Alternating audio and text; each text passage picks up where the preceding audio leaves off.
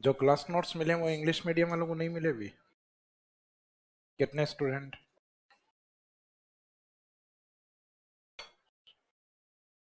ठीक। बाकी सबको मिल चुके? हिंदी मीडियम वालों को सबको? तो अपना जो हाइड्रो ज्योग्राफी है, उस हाइड्रो ज्योग्राफी में एक स्टार्टिंग का इंपॉर्टेंट टॉपिक अपना कंप्लीट हो गया, ड्रेनेज सिस्टम।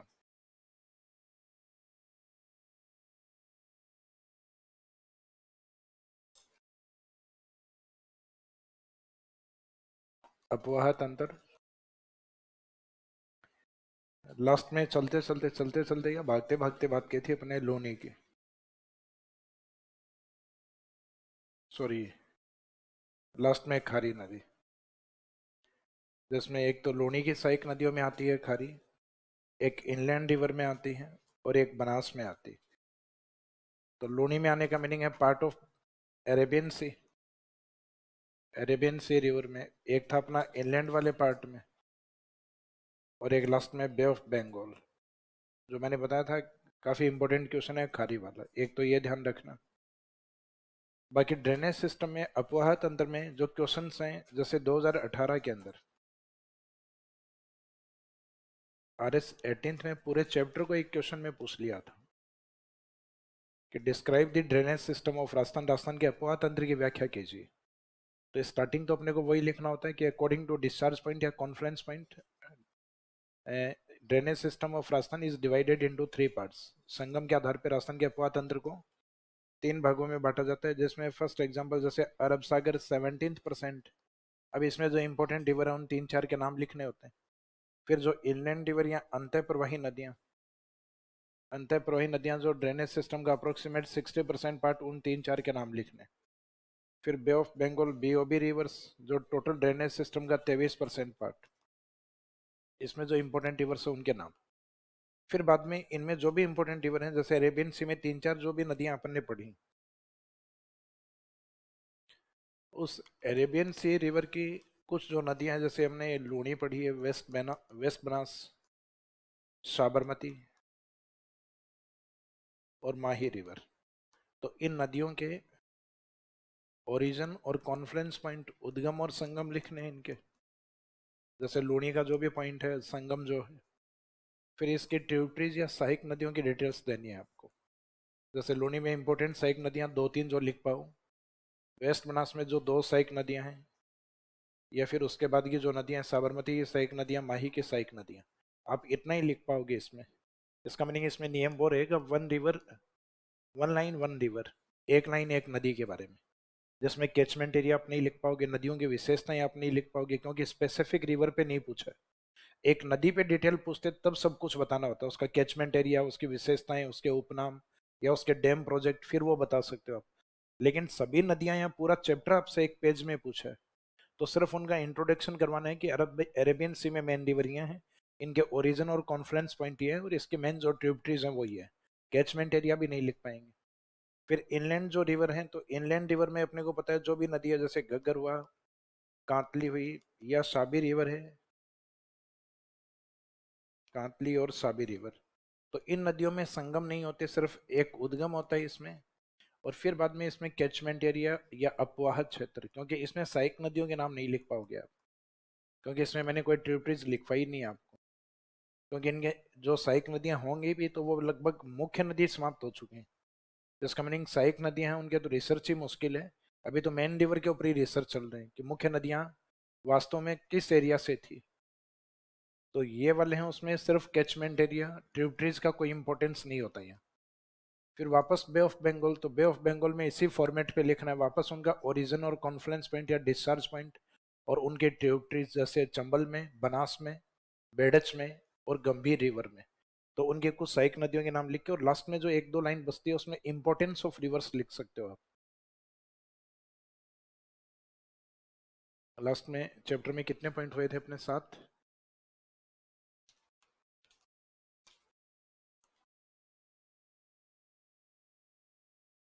मेरे हिसाब से 7 पॉइंट कंप्लीट हो गए थे आपके।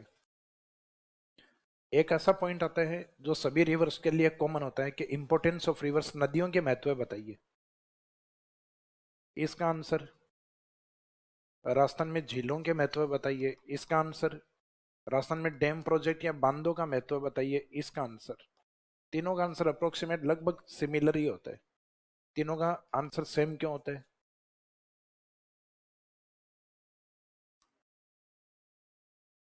क्योंकि तीनों में हमें इंपॉर्टेंस ऑफ वाटर लिखना होता है तीनों के अंदर। अब नदियों का महत्व लिखो तो नदियों का महत्व का मीनिंग हम पानी का महत्व बता रहे हैं। हमें कोई पूछे झीलों का महत्व बता तो झील में क्या होता है? पानी होता है, तो इसका मीनिंग हम पानी का महत्व बता रहे होते हैं। डैम प्रोजेक्ट या बांधों का महत्व बताओ तो बांधों का महत्व का मीनिंग बांध में क्या होता है? पानी होता है, तो पानी का महत्व बता रहे होते हैं। इसका मीनिंग है कि इन तीनों चैप्टर के अंदर झील बना, इरिगेशन प्रोजेक्ट या सिंचाई परियोजना या बांध परियोजना और नदियां, इन सब में इंपॉर्टेंस सेम ही रहेंगे। जैसे नदियों का एक इंपॉर्टेंस या एक महत्व तो हम देखते हैं कि हमारे लिए उपजाऊ मैदान का निर्माण,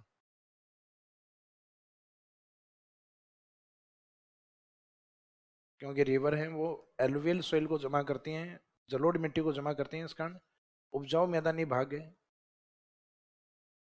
उपजाऊ मैदान का निर्माण या उपजाऊ मैदानी भाग का निर्माण। Formation of fertile plain. नदियों के अंदर पानी होता है, उसका यूज एज ए इरिगेशन के रूप में, सिंचाई के रूप में यूज किया जाता है। उसका use as a drinking project, पेयजल परियोजना के रूप में यूज किया जाता है।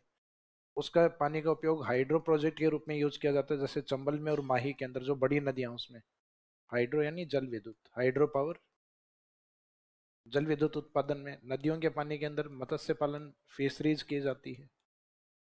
रिवर वाटर है, रिवर वाटर के आसपास में बायोडाइवर्सिटी या जैव विविधता अधिक पाई जाती है।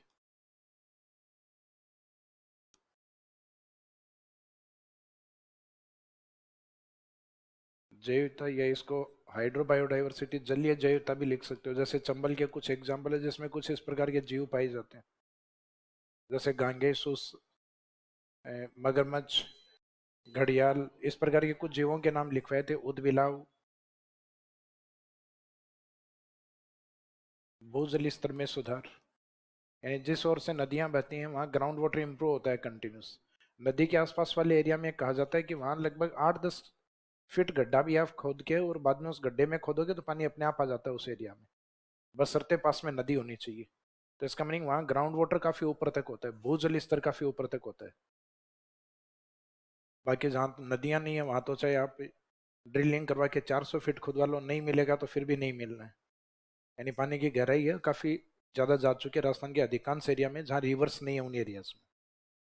तो भूजल स्तर में सुधार होना। इसके अलावा नदियों का इम्पोर्टेंस एज ए टूरिज्म, पर्यटन के रूप में इनका इम्पोर्टेंस, क्योंकि नदियों के किनारे पे टूरिज्म साइट होती है। जैसे नदियों में झील बनी हुई है, नदियों के ऊपर रिवर फ्रंट बना हुआ है, नदियों के ऊपर अपने हैंगिंग ब्रिज बने हुए हैं। तो इस प्रकार की जो साइट होती है, नदियों का पानी ऊपर से नीचे की ओर गिरता है, वाटरफॉल बनता है, जैसे चूलिया वाटरफॉल। तो बारिश के टाइम में टूरिस्ट उन इस साइट पे इकट्ठा होते हैं जहाँ से नदियों के इंपॉर्टेंट पॉइंट होते हैं, जैसे डैम प्रोजेक्ट्स होते हैं उनके पास में, जैसे बिसलपुर, जिसको राजस्थान में मिनी गोवा का टाइटल या स्टेटस दिया था अपन ने, या टूरिज्म डिपार्टमेंट के द्वारा दिया गया है पर्यटन के लिए। तो पर्यटन के लिए इम्पोर्टेंस है।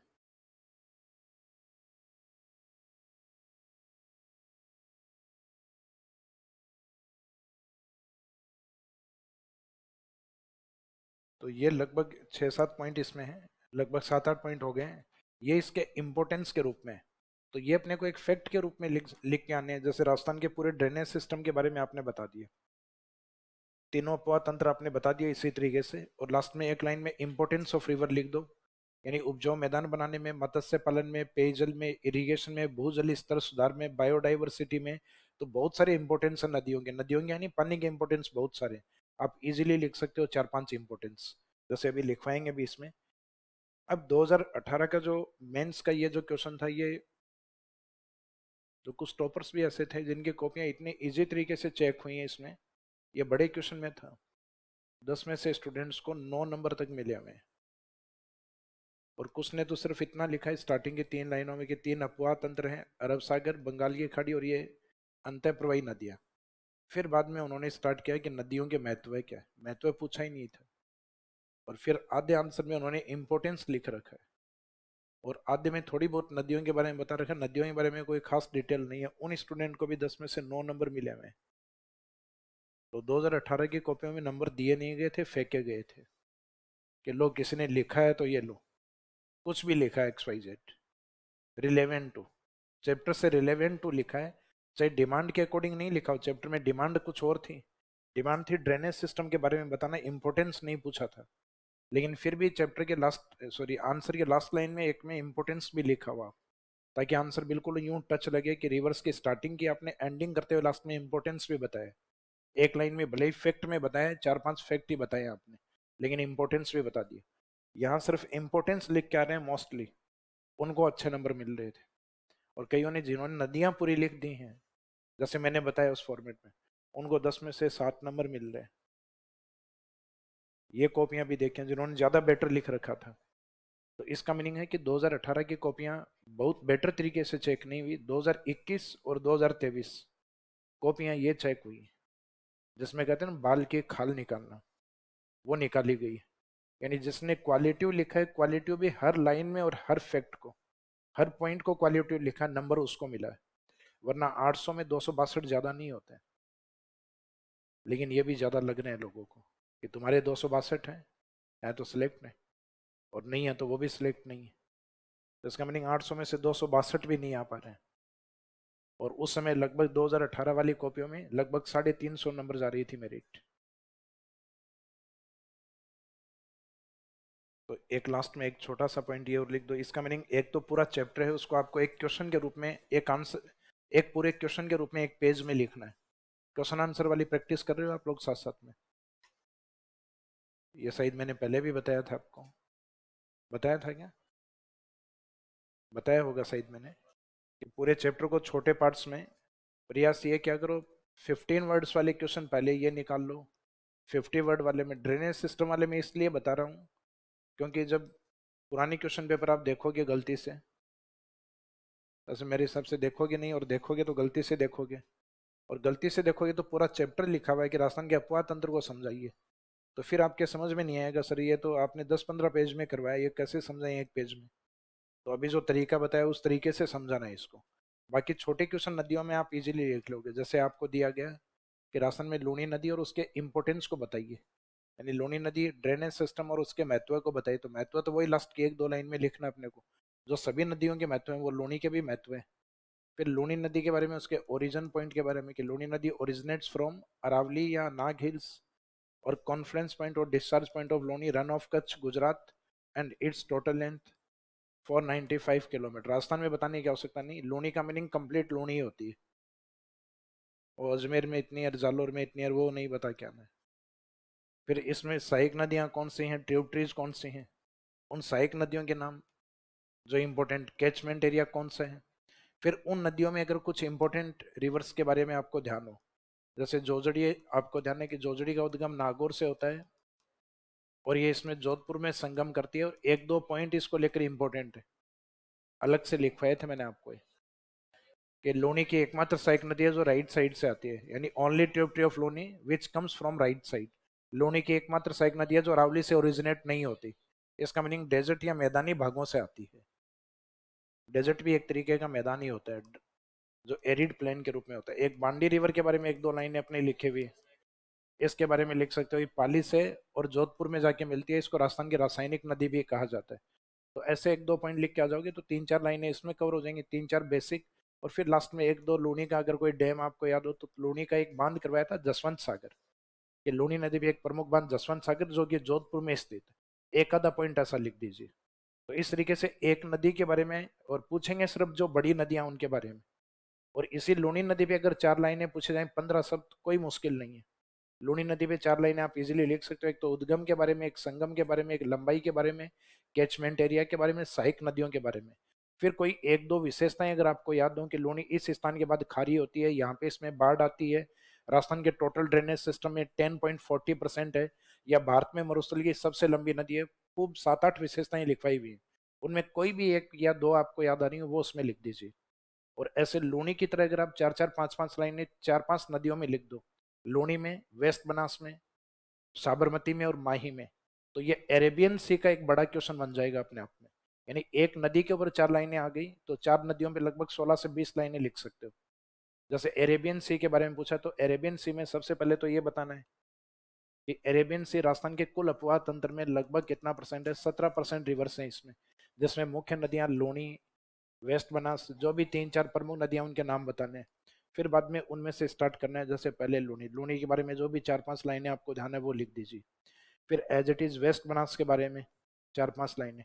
तो ऐसे अगर आप 4 नदियों के बारे में भी लिखाओगे 5-5 लाइनें, तो इतनी 20 से 25 लाइनें आपको मिलती हैं। तो इजीली पूरा अरेबियन सी कर दोगे आप। और ऐसे ही आपके अंतःप्रवाही नदियां, अंतःप्रवाही नदियों में तो 5-6 नदियां, 3-3 लाइनें काफी है। एक नदी में उसका उद्गम, उसका कैचमेंट एरिया, कोई भी एक विशेषता नदी के बारे में आपको याद हो। घग्गर के बारे में 7-8 पॉइंट करवाए, कोई भी एक विशेषता, या ज्यादा आ रही हो 2 लिख दो, क्योंकि हो सकता है किसी में एक भी याद नहीं है। और कांतली है, तो कांतली में कोई विशेषता, उसकी सिविलाइजेशन वगैरह उनके बारे में लिख दीजिए।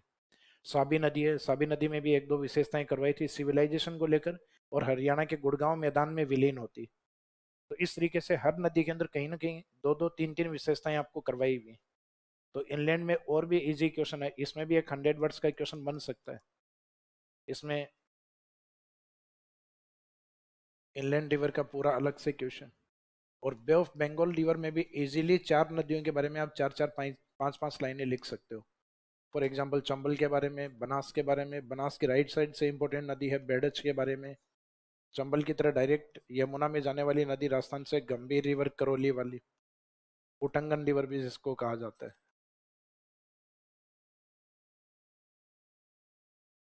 तो इस तरीके से इन 3-4 नदियों के बारे में आप इजीली 100 वर्ड्स में लिख के आ सकते हो।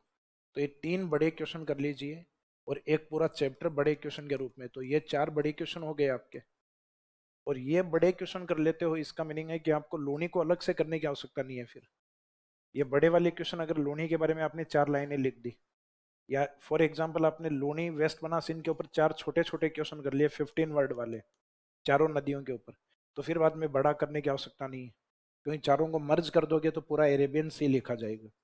अंतःप्रवाही नदियों में किन्हीं भी 5 या 6 नदियों पे प्रैक्टिस कर लीजिए, इन सबको मर्ज कर दोगे अपने आप में 100 वर्ड्स में हो जाएगा। इधर जो 4 नदियां, इनके बारे में 15-15 शब्दों में 4 क्वेश्चन। तो इस चैप्टर में लगभग ये 15-16 क्वेश्चन है जिनके ऊपर आपको प्रैक्टिस करनी है। और फिर जो स्टार्टिंग में एक बताया, पूरे चैप्टर को लेके एक क्वेश्चन है कि रासन के अपवाह तंत्र की व्याख्या कीजिए। तो ये तो चैप्टर कंप्लीट हो तो बाद में एक वो क्वेश्चन लिख लेना, अपवाह तंत्र की व्याख्या। और उससे पहले लिखे इंपोर्टेंस ऑफ रिवर्स, नदियों के महत्व। लास्ट में इंपोर्टेंस ऑफ रिवर।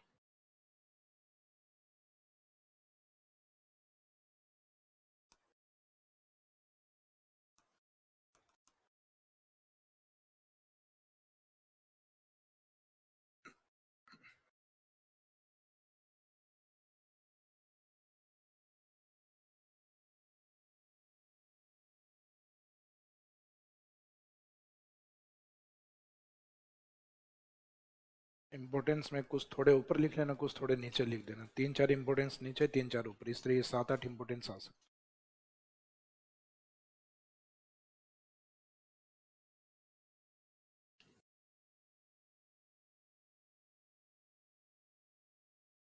एक तो उपजाऊ मैदान का निर्माण,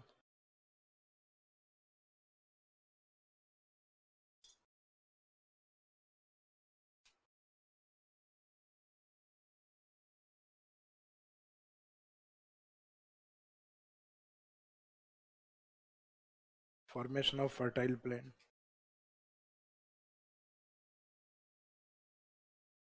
उपजाऊ मैदान का निर्माण, उपजाऊ मैदान के बाद में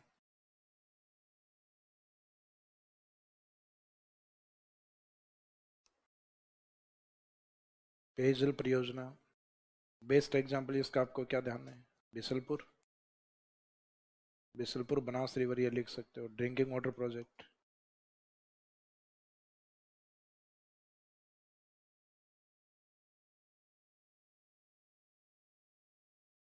नदियां पेयजल परियोजना के रूप में इनका इंपॉर्टेंस होता है। Drinking water project,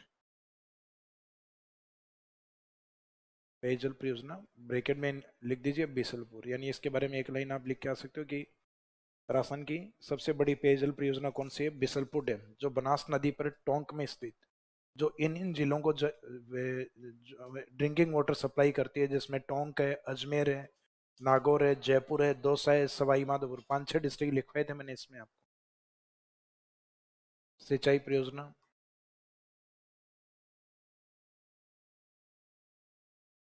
irrigation project,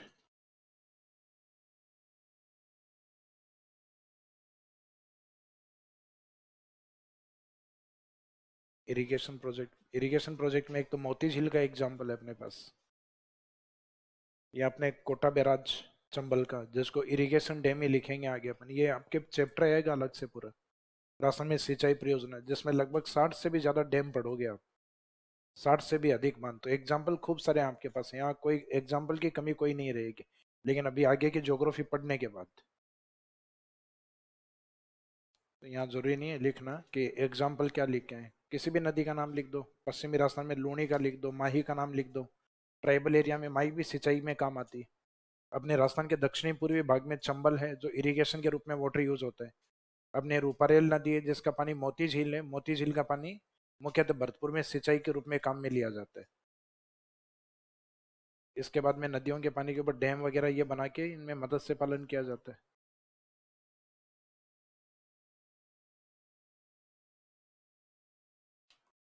तो इसमें फिशरीज,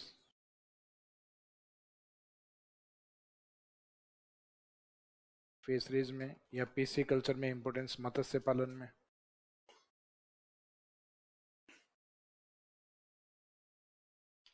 पर्यटन स्थल के रूप में, टूरिज्म साइट के रूप में इंपोर्टेंस,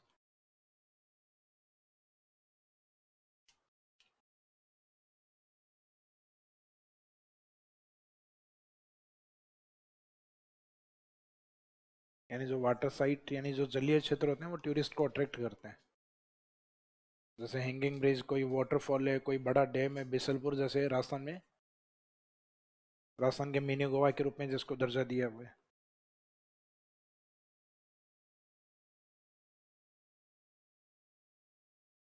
जैव विविधता विकास में, बायोडाइवर्सिटी डेवलपमेंट में इंपॉर्टेंस,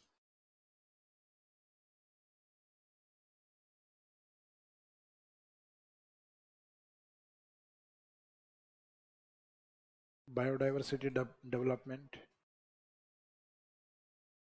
जैव विविधता विकास, भूजल स्तर में सुधार,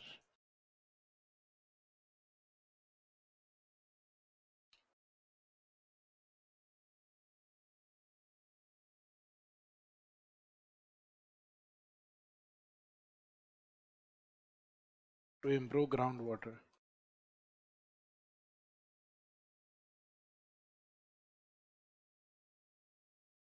भूजल स्तर में सुधार करना, तो नदियां जिन क्षेत्रों में ग्राउंड वाटर वहां बेटर होते हैं। तो इनमें से कोई भी 5 इंपॉर्टेंस, जो लगभग 6-7 इंपॉर्टेंस आपको ध्यान है, इनमें से कोई भी 5 इंपॉर्टेंस लिख दीजिएगा। सभ्यताओं के संरक्षण में यानी सिविलाइजेशन डेवलपमेंट में, या सभ्यताओं के कंजर्वेशन में इनका योगदान रहा है, क्योंकि सभ्यताएं हमेशा कहाँ पे पली हैं, मानव सभ्यता का विकास या सिविलाइजेशन डेवलपमेंट हमेशा नदी घाटियों के पास में हुआ है।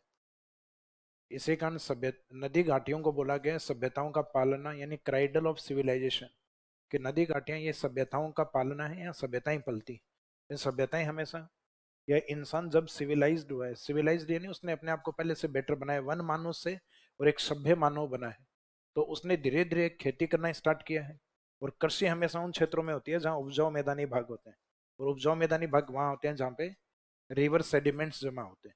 तो सभ्यताओं के विकास में नदियों का योगदान है सिविलाइजेशन डेवलपमेंट में। तो ऐसे लगभग इजीली 8-9 पॉइंट, अगर पानी का इंपॉर्टेंस आप याद करोगे तो बहुत सारी चीजें, जैसे हाइड्रो पावर, जल विद्युत है, जल विद्युत में इंपॉर्टेंस है, तो इसमें जहाँ पॉसिबल हो एक आधा पॉइंट आप और नीचे साइड में लेके लिख सकते हो, हाइड्रो पावर जल विद्युत नीचे लिख दीजिए, या आगे लिख पाओ आगे लिख दो जल विद्युत हाइड्रो पावर में। अब इसका एग्जांपल अपन आगे एक टॉपिक आएगा आपका एनर्जी या ऊर्जा करके, उस ऊर्जा में हाइड्रो पावर के एग्जांपल जो है वो सामने आ जाएंगे अपने, चंबल पे होती है, माही पे होती है, जाखम रिवर पे होती है, एक आईजीएनपी कैनाल है उस कैनाल पे भी होती है, लेकिन वो कैनाल है रिवर्स नहीं है प्रॉपर। तो इसके एग्जांपल भी है राजस्थान में हाइड्रो पावर के भी।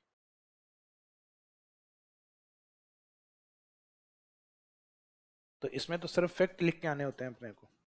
यानी मैदानी भागों का निर्माण, जैसे आप एग्जाम्पल के तौर पे राजस्थान के पूर्वी ईस्टर्न प्लेन का मैदान नदियों से हुआ है, जिसमें मैंने खूब लिखवाया पूर्वी मैदानी भाग में माई का मैदान, बनास का मैदान, चंबल का मैदान, बाणगंगा का मैदान। तो कुछ नदियों के एग्जाम्पल लिख के भी आ सकते हो कि पूर्वी मैदानी भाग के पार्ट ये हैं। फिर दूसरा पॉइंट अपन ने पेयजल परियोजना, तो पेयजल परियोजना का भी बेस्ट एग्जाम्पल आपको लिखवाया हुआ है बिसलपुर। इरिगेशन प्रोजेक्ट, ये पूरा चैप्टर आएगा जहां मैंने बताया 60 से भी ज्यादा डैम एग्जाम्पल के तौर पे रहेंगे आपके पास। तो ये तो पूरा चैप्टर ही अलग से पढ़ेंगे अपन। मत्स्य पालन, तो मत्स्य पालन में राजस्थान के जो इंपोर्टेंट लेक्स हैं, क्योंकि झीलें भी मोस्टली नदियों पे ही बनी हुई हैं, तो इंपोर्टेंट लेक्स हैं उनके नाम लिख के आ सकते हो, नदियों के नाम या डैम के नाम लिख के आ सकते हो, क्योंकि लगभग जो बड़े बांध है उनमें फिशरीज या मत्स्य पालन या पीसी कल्चर को किया जाता है। फिर बाद में पर्यटन स्थल, तो नदियों की जो इंपॉर्टेंट साइट होती है जहाँ पानी देखा जाता है वो पिकनिक साइट या टूरिज्म साइट होती है, जहाँ लोग पिकनिक स्पॉट या पॉइंट के रूप में वहां जाते हैं, विजिट करते हैं। फिर बायोडाइवर्सिटी डेवलपमेंट, ये सामान्य सा है कि जहाँ नदियां होंगी वहाँ वनस्पति होगी वहाँ वन्य जीव भी अधिक होंगे, वहाँ बायोडाइवर्सिटी ग्रो करती है नदियां जहाँ अधिक होती हैं। भूजल स्तर में वहाँ सुधार होता है, ग्राउंड वाटर इंप्रूव होता है उस साइड में। जल विद्युत इसकी पॉसिबिलिटी है। तो एग्जामिनर सिंपल पूछता है कि महत्व बताइए, और महत्व जैसे जो क्वेश्चन है 50 वर्ड्स में ही ज्यादा आते हैं, 100 वर्ड्स नहीं पूछते, तो कम से कम अपने को 5 पॉइंट लिख के आने होते हैं।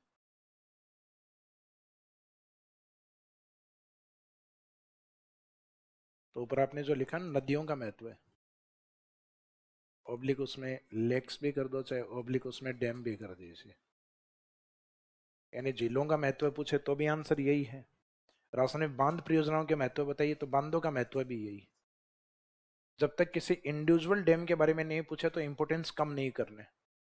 अब ये पूछ ले बिसलपुर का महत्व बताइए, तो बिसलपुर में भी लगभग पॉइंट है, पेयजल में, सिंचाई में, टूरिज्म साइट में, बायोडाइवर्सिटी में, भूजल स्तर में सुधार, सारे आ सकते हैं बिसलपुर में। बिसलपुर के महत्व भी यही है। बस बिसलपुर में जल विद्युत नहीं लिख के आना है, बिसलपुर डैम से हाइड्रो पावर जनरेट नहीं होती। तो जब तक किसी इंडिविजुअल डैम को नहीं पूछे, कॉमन पूछा जाए तो कॉमन में आंसर सब यही देने होते हैं। झीलों के महत्व में एक आधा इंपोर्टेंस और बढ़ जाता है, जैसे झीलों के इंपोर्टेंस, जैसे नदियों के इंपोर्टेंस भी हो सकते हैं, रिलीजियस साइट, यानी जो धार्मिक स्थान है, त्रिवेणी संगम होते हैं, वहां मंदिर वगैरह होते हैं, मेलों का आयोजन होता है। जैसे माई का बेस्ट एग्जाम्पल आपके पास है बेणेश्वर, जहाँ माघ पूर्णिमा को मेले का आयोजन होता है, भील ट्राइब उसमें सबसे ज्यादा विजिट करती। तो धार्मिक महत्व, झीलों के भी धार्मिक महत्व होते हैं, उनमें अस्थियों का विसर्जन किया जाता है, झीलों से अपने नमक उत्पादित किया जाता है। राजस्थान में नदियां तो ऐसी कोई नहीं है जिनसे नमक निकाला जाए, हालांकि लूनी का पानी बालोतरा के बाद में खारा होता है, उसके एरिया में रन लैंड आता है, जैसे कि नेहड ऑफ, रन ऑफ नेहड, नेहड का एक रन लिखवाया था मैंने आपको स्टार्टिंग में जब अपना सेमेरिड डेजर्ट था उसमें, लूनी के अंदर नहीं लिखवाया, वहां लिखा हुआ है अपना नेहड का रन।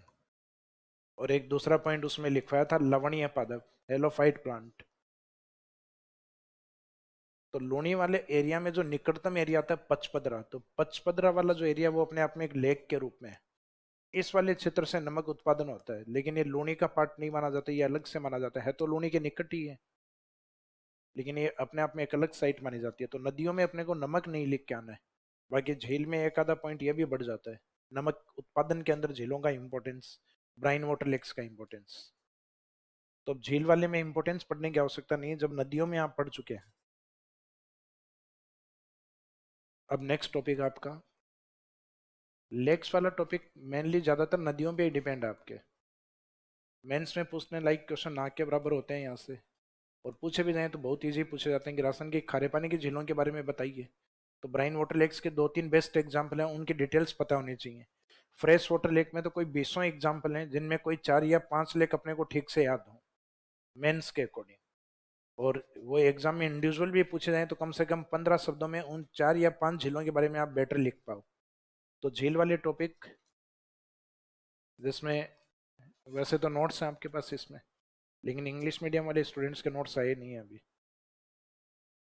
तो आपको कोई इंपॉर्टेंट पॉइंट लगे तो एक बार लिख लेना, कल प्रोवाइड हो जाएंगे, नोट्स मिल जाएंगे। और ये दिक्कत है कि सर रिकॉल नहीं हो पाएगा, तो मेरे को बता देना, थोड़ी थोड़ी डिटेल्स रफली लिखना, नोट्सों के बीच में मत लिखना, क्योंकि ये ऐसे टॉपिक हैं, लेक्स वाला, इरिगेशन वाला लिखवाएंगे, थोड़ा बड़ा टॉपिक है सिंचाई वाला। फिर जल संरक्षण वाला, तो जल संरक्षण तो आपको ये लगेगा हमारे पुराने टॉपिक हो चुके हैं, सारी बातें उन्हीं से कॉपी कर रहे हैं। तो इसलिए वो भी लिखवाने की आवश्यकता नहीं। तो जहां जहां मैंने पहले बता दिया था जहां लिखवाने की आवश्यकता नहीं हो बहुत ज्यादा, वो अपने नोट्सों के अंदर। तो उसमें से एक ये लेक्स वाला टॉपिक भी।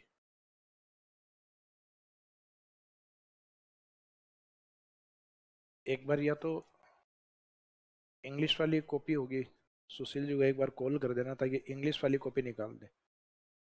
इंडिविजुअल लेक वाली कॉपी निकलवा लो इंग्लिश मीडियम वाले स्टूडेंट्स के लिए। सिर्फ झील झील के इंग्लिश मीडियम वाले स्टूडेंट वापस हाथ ऊपर करना।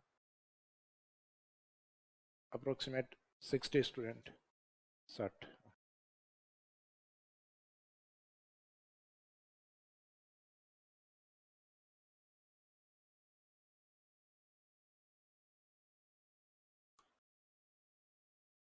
राजस्थान में जो झीलें हैं इन झीलों को डिवाइड करने के तरीके तो वैसे दो होते हैं।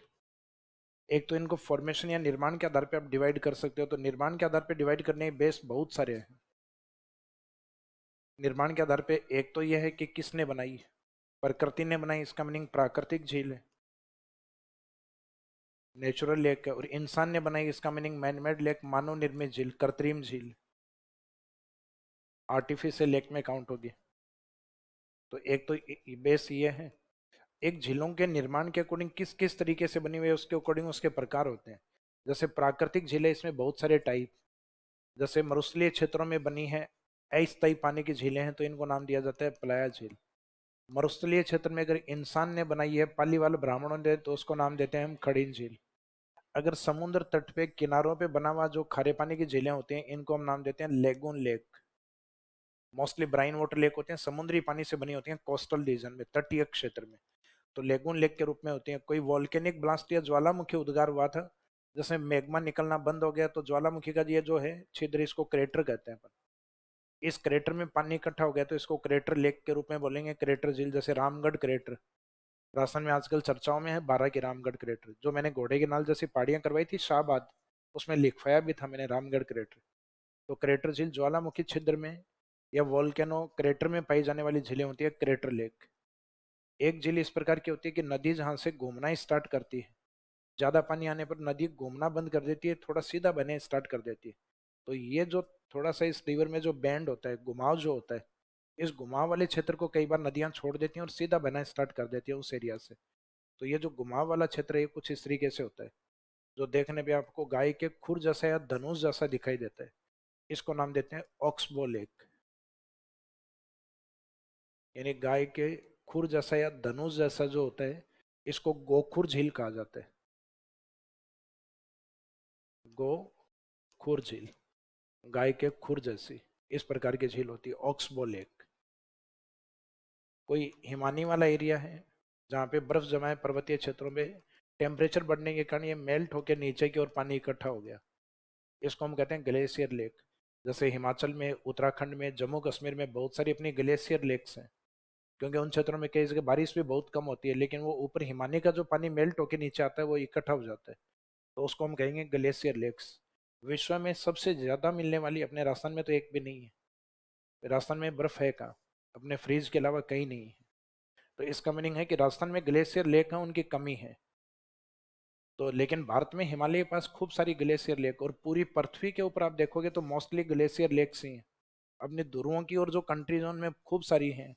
जैसे एक छोटा सा एग्जांपल है फिनलैंड, कंट्री ऑफ 1000 लेक्स, हजारों झीलों का देश, हजारों नहीं लाखों की झीलें, लेकिन कंट्री को टाइटल जो मिला हुआ है हजारों झीलों का देश, यानी द कंट्री ऑफ 1000 लेक्स, हजार झील का देश के रूप में फिनलैंड को जानते हैं। फिनलैंड में लगभग 1,70,000 झीलें हैं, 1,70,000 से भी ऊपर है, अप्रोक्सीमेट 180 के आसपास है। तो जिसका एरिया हमारे राजस्थान के एरिया के अप्रोक्सीमेट इक्वल है। उस कंट्री में झीलें इतनी सारी हैं जिसका खुद का क्षेत्रफल 3,42,000। तो एक एक वर्ग किलोमीटर से भी छोटी झीलें हैं। अपने जैसे घर में 10 दिन पानी निकल जाए, फिनलैंड की 2 झीलें बना दी अपना उतना पानी।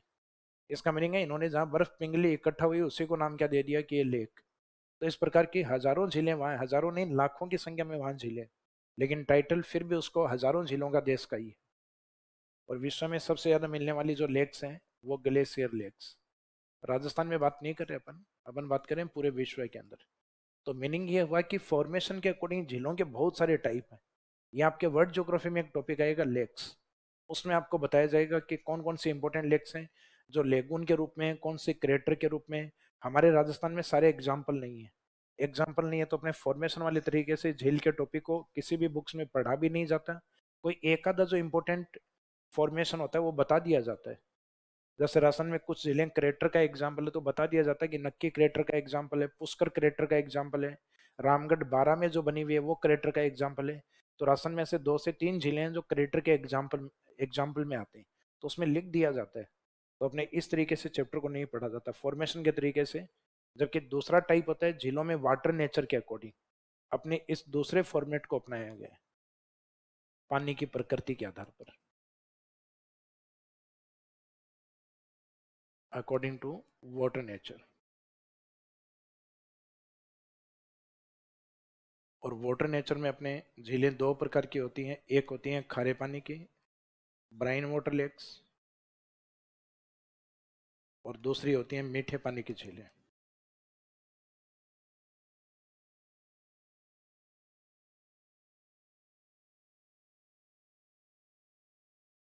मीठे पानी की झील का मीनिंग है फ्रेश वाटर लेक।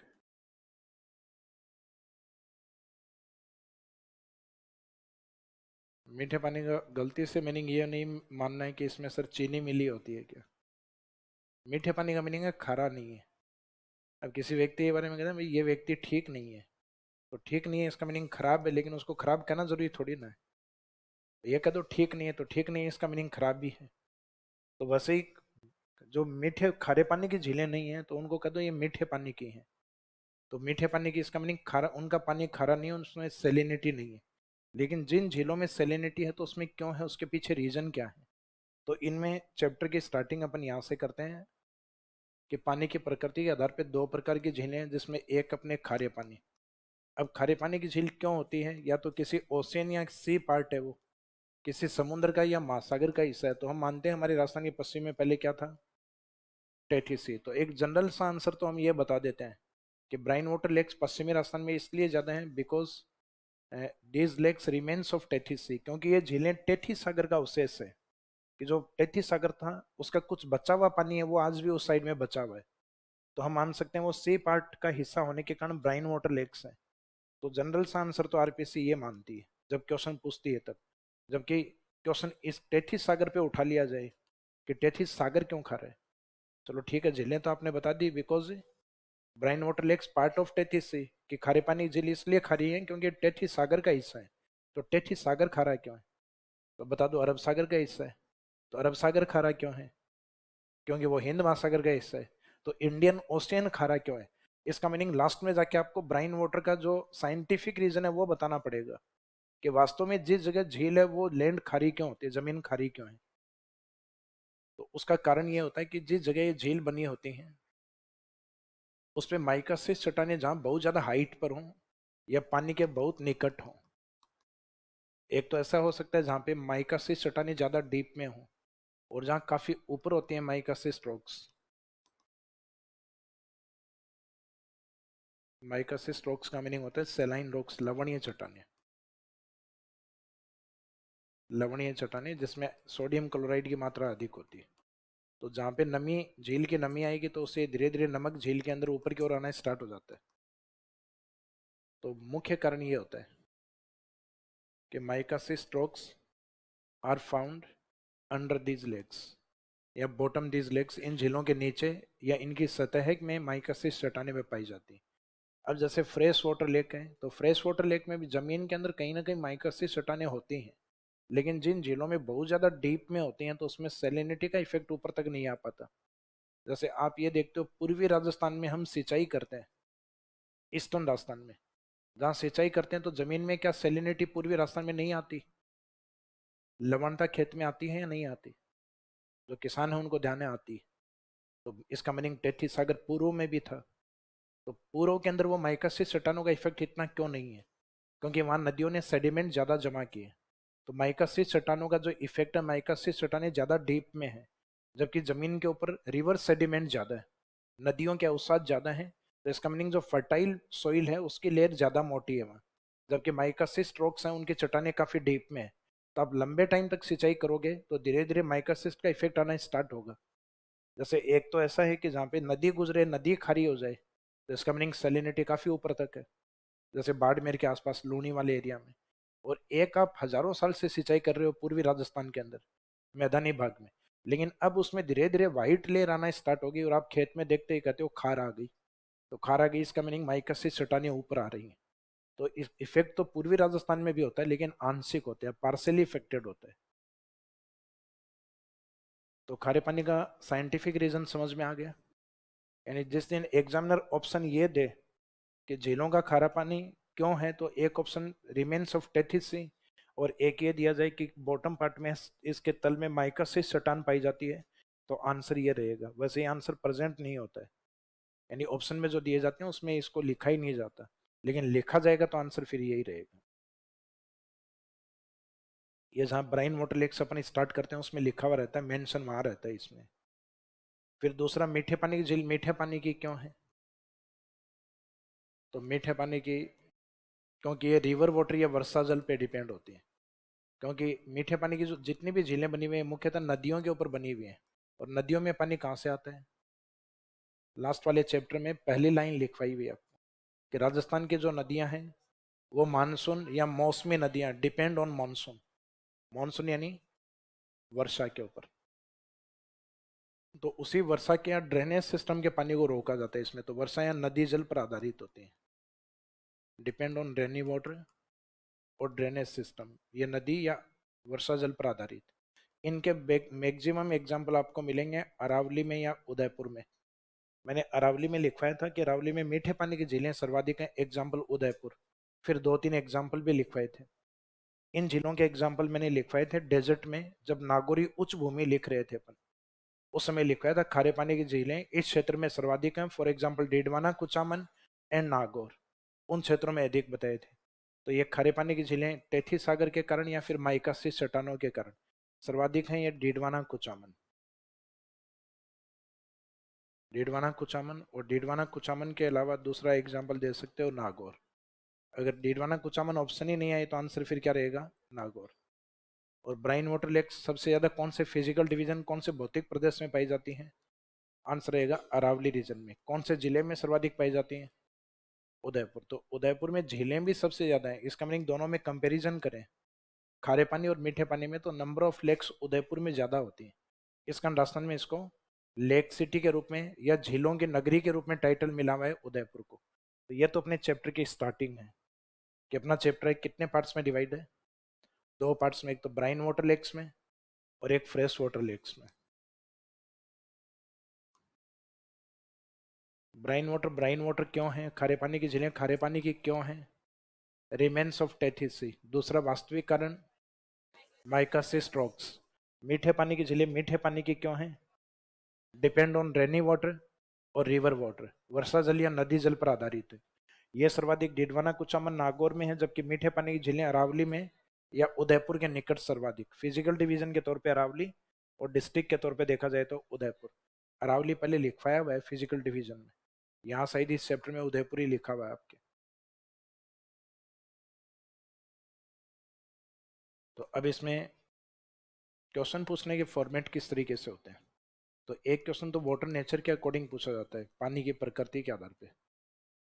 मीनिंग आपको तीन फ्रेश वाटर लेक दी जाए, या हो सकता है तीन ब्राइन वाटर लेक्स दी जाए, तीन खारे पानी की झील, और एक अपोजिट ऑप्शन में रखी जाएगी। फिर पूछा जाएगा एसुमेलित कौन सी है, तो एसुमेलित आप इजीली निकाल दोगे। ब्राइन वाटर तीन है तो इसका मीनिंग एक मीठे पानी के, वो देखते ही पहचान जाओगे आप। लेकिन बशर्ते एक पार्ट आपका ठीक से रटा हुआ हो। या तो अपने राजस्थान में मीठे पानी की झीलें सैकड़ों, मोर देन हंड्रेड्स, तो उन 100 झीलों के नाम याद हो आपको। या फिर अपने खारे पानी की झीलें 12-13, उनके नाम रट लो। तो ये खारे पानी के रट लो, इसके बाद में आपने जो नहीं याद कर रखा वो सब मीठा पानी। तो इस क्वेश्चन को करने का तरीका है, खारे पानी की झीलों के नाम रट लीजिए, क्योंकि वो 12-13 नाम ही है जो रटने। और दूसरी तरफ जो सैकड़ों नाम है फ्रेश वाटर लेक में, यहाँ खूब सारी झीलें हैं। इतनी झीलें हैं कि हमने जो पढ़ा है वो भी बहुत छोटा सा पार्ट पढ़ा है। राजस्थान में झीलों की संख्या 500 से भी ज्यादा है। हम लिमिटेड पढ़ेंगे, जो इंपॉर्टेंट होंगे लगभग अपनी अप्रोच 40 से 50 तक रहेगी, क्योंकि अपनी झील टॉपिक है, पीएचडी नहीं करनी है झील पर। तो ये वाला क्वेश्चन ये याद करके नहीं याद होगा, इसमें ब्राइन वाटर लेक्स इन 10-12 के नाम याद कर लोगे तो इस क्वेश्चन को अपोजिट आप इजीली निकाल दोगे। जैसे 3 खारे पानी के 1 मीठे पानी, तो मीठे पानी का हो सकता है अपना नाम नहीं सुना हुआ हो, लेकिन हम ये पहचान जाएंगे ब्राइन वाटर के हमने 12 नाम याद करके उसमें से 3 आ गए और इसमें बच गए, इसका मीनिंग वो फ्रेश वाटर जो हमारे समझ में नहीं आ रहा। और 3 फ्रेश वाटर झील आ गई, हम उनको नहीं पहचान पा रहे खारे पानी की मीठे पानी की। हाँ ये है कि नहीं पहचान पा रहे, इसका मीनिंग मीठे पानी की है। और एक ऑप्शन उसमें ब्राइन वाटर का आ गया तो हम पहचान जाएंगे खारे पानी का नाम ये। तो मीनिंग एक तो क्वेश्चन ये आता है कि वाटर नेचर कैसा है झील का, पानी की प्रकृति। तो खारे पानी की देख के मीठे पानी की पूछ सकते हैं, मीठे पानी की देख के खारे पानी की पूछ सकते हैं। दूसरा क्वेश्चन का जो पैटर्न है वो ये हो सकता है कि एक साइड में आपको लेक्स दी जाए और सामने उसके डिस्ट्रिक्ट या जिले दिए जाएं और इसमें लेक्स को उनके जिलों से सुमेलित करवाया जाए। या तो ऑलरेडी वो सुमेलित हो सकते हैं, तीन तीन झील 3 जिले, और एक लेक और उसका डिस्ट्रिक्ट हो सकता है गलत लिखा हुआ हो, लेकिन इसमें लेक्स और उसके डिस्ट्रिक्ट यानी उसकी लोकेशन का इंपॉर्टेंस रहेगा। तो एक में वाटर नेचर को लेकर, दूसरा है लोकेशन को लेकर क्वेश्चन झीलों में, तीसरा है झीलों की कैरेक्टरिस्टिक्स या विशेषता से क्वेश्चन, कि आपको एक विशेषता देंगे, आपको पहचाननी होगी वो विशेषता या कैरेक्टरिस्टिक्स की झील के बारे में बोला जाता है। जैसे फॉर एग्जांपल दे दिया, राजस्थान की सबसे प्रदूषित झील किसको माना गया है, तो अपने जयपुर की जो मानसागर झील है इसको सबसे पोल्यूटेड मानते हैं। जो मानसागर जिसको अपन कहते हैं ना जल महल, तो ये अपने जल महल वाली जो झील है इसको अभी राजस्थान में सबसे प्रदूषित झील का दर्जा प्राप्त, राजस्थान की सबसे पवित्र झील का दर्जा अजमेर पुष्कर को दिया जाता है, most Holi lake of Rajasthan, जहाँ अस्थियों का विसर्जन अधिक होता है। राजस्थान में सबसे बड़ी मीठे पानी की झील जो मैंने एक डेबर के नाल में करवाई थी आपको, जयसमंद। तो जयसमंद झील का दूसरा नाम डेबर झील भी है क्योंकि वो डेबर की नाल में आती। तो इस तरीके से अपनी कुछ झीलें हैं जिनके इंपॉर्टेंस है। जैसे सबसे हाइट पे लेक कौन सी है अपनी, नक्की झील, वो हाईएस्ट भी है एंड मोस्ट डीपेस्ट भी है, सबसे ऊंची भी है और उसमें पानी की डीप सबसे ज्यादा है। तो राजस्थान की सबसे ऊंची और सबसे गहरी झील नक्की झील। तो ऐसे विशेषताएं आपको दी जाएंगी, आपको पहचानना पड़ेगा विशेषता किसकी है। जैसे सबसे सर्वाधिक मोस्ट पॉल्यूटेड लेक, सर्वाधिक प्रदूषित झील, तो आप पहचान जाओगे मानसागर है। सबसे ऊंची और गहरी झील नक्की झील, सबसे बड़ी फ्रेश वाटर लेक। तो ये विशेषताएं जब तक चैप्टर चलेगा तब तक विशेषताएं आपके चलेंगी, और विशेषताएं ये चैप्टर के लास्ट तक याद होती रहेंगी अपने को। जब तक चैप्टर का लास्ट पार्ट चलेगा तब तक लोकेशन भी याद होती रहेंगे, क्योंकि झील आएंगे उनके स्थान आएंगे। ये चैप्टर के स्टार्टिंग में ही याद हो जाएगा आपको, क्योंकि सबसे पहले अपन ब्राइन वाटर लेक्स याद कर रहे हैं और सबसे पहले अपने को इन्हीं को ही रटना है ठीक से, ताकि हम इस क्वेश्चन को इजीली कर पाए। तो इस लेक्स वाले में क्वेश्चन पूछने ही 3 पैटर्न रहेंगे, वाटर नेचर के अकॉर्डिंग, लोकेशन के अकॉर्डिंग और जिलों के कैरेक्टरिस्टिक्स या विशेषताओं को लेकर। तो अब चैप्टर का जो फर्स्ट पार्ट है ब्राइन वाटर लेक्स उसको स्टार्ट कर रहे हैं अपन। तो राजस्थान में खारे पानी की झील है, रिमेन्स ऑफ टेथी सी, टेथी सागर का भाग है, और ये पश्चिमी नॉर्थ वेस्ट राजस्थान में अधिक पाई जाती है।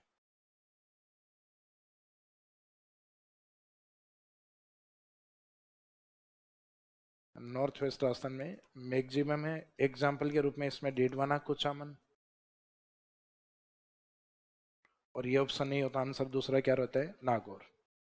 फिर इसमें ब्राइन वाटर लेक्स के बेस्ट एग्जाम्पल कौन से हैं, तो बेस्ट एग्जाम्पल में सबसे बड़ी खारे पानी की झील मानते हैं हम सांबर को।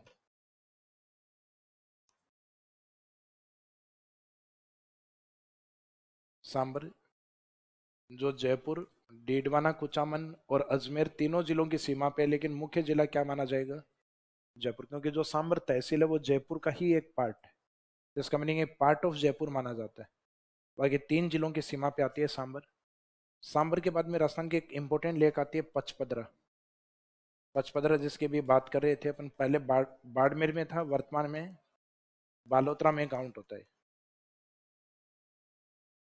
फिर अपने एक झील आती है नागौर के निकट, डीडवाना कुचामन। तो डीडवाना कुचामन का तो जिला ही अब यही हो चुका है, डीडवाना झील। तो डीडवाना झील का जिला है डीडवाना कुचामन। फिर डीडवाना झील के अलावा एक झील और आती है कुचामन, तो कुचामन में भी जिला यही रहेगा, डीडवाना कुचामन। तो ये जो जिला बना है ये वास्तव में ये 2 नाम है, डीडवाना और कुचामन, स्थानों के नाम है जहाँ इन्हीं नामों से लेक्स भी हैं। तो डीडवाना झील डीडवाना कुचामन में, कुचामन लेक डीडवाना कुचामन में, और इसी डीडवाना कुचामन में एक झील और आती है नावा, जहां मैंने सांबर में एक नदी लिखवाई थी तुरतमती। तो ये नावा, ये भी नावा एक तहसील है डीडवाना कुचामन में। फिर नागौर की ओर बची हुई, डीडवाना कुचामन नावा और नागौर की ओर बची हुई एक झील आती है डेगाना। पहले तो खास बात ये थी, जो ये एन या नो, जो ना शब्द या न है, ये टाइटल सिर्फ खारे पानी में यूज होता है। सॉरी, खारे पानी की झील जो नागौर में होती है। तो इसका मीनिंग है कि जहाँ खारे पानी की झील में न आ गया है, ब्राइन वाटर लेक होनी चाहिए, न आ गया तो वो नागौर ही रहेगी फिर। वो न चाहे कहीं हो, चाहे स्टार्टिंग में हो चाहे लास्ट में हो। जैसे कुचामन, तो इसको कहाँ माना जाता था? नागौर। डीडवाना नागौर, नावा नागौर, डेगाना नागौर। बाकी एन या न किसी भी खारे पानी की झील में नहीं आता था। लेकिन अब आजकल नागौर की जगह आंसर ज्यादातर हो गया डीडवाना कुचामन। डीडवाना डीडवाना कुचामन में, कुचामन लेक डीडवाना कुचामन में, नावा लेक डीडवाना कुचामन। सिर्फ एक डेगाना है जो नागौर में रही है। इसके आंसर में डीडवाना कुचामन नहीं बोलना है, इसमें आज भी नागौर ही है। आगे हम डेगाना को पढ़ेंगे खनिज वाले टॉपिक में, जहाँ मुख्यतः टंगस्टन की भारत की सबसे बड़ी माइंस हैं डेगाना के अंदर। फिलहाल बंद है लेकिन चर्चाओं में रहती हैं। तो डेगाना अपनी माइंस को लेकर भी प्रसिद्ध है, टंगस्टन मिनरल का उत्पादन होता है।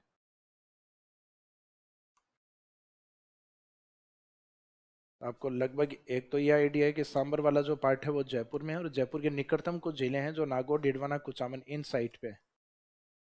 एक डेगाना को छोड़कर ज्यादातर डीडवाना कुचामन में, ये नागौर में रहेगी। नागौर के जस्ट ऊपर की ओर जाओगे आप मैप में, ऊपर की ओर जाओगे तो इस वाली साइड पे शेखावाटी का एक जिला आता है सीकर। सीकर में एक दो इंपॉर्टेंट लेक्स हैं ब्राइन वाटर में। एक तो आती है कोछोर लेक,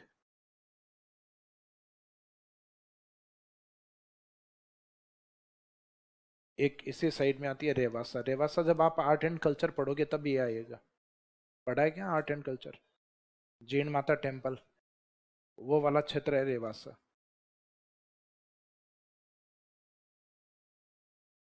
रेवासा लेक।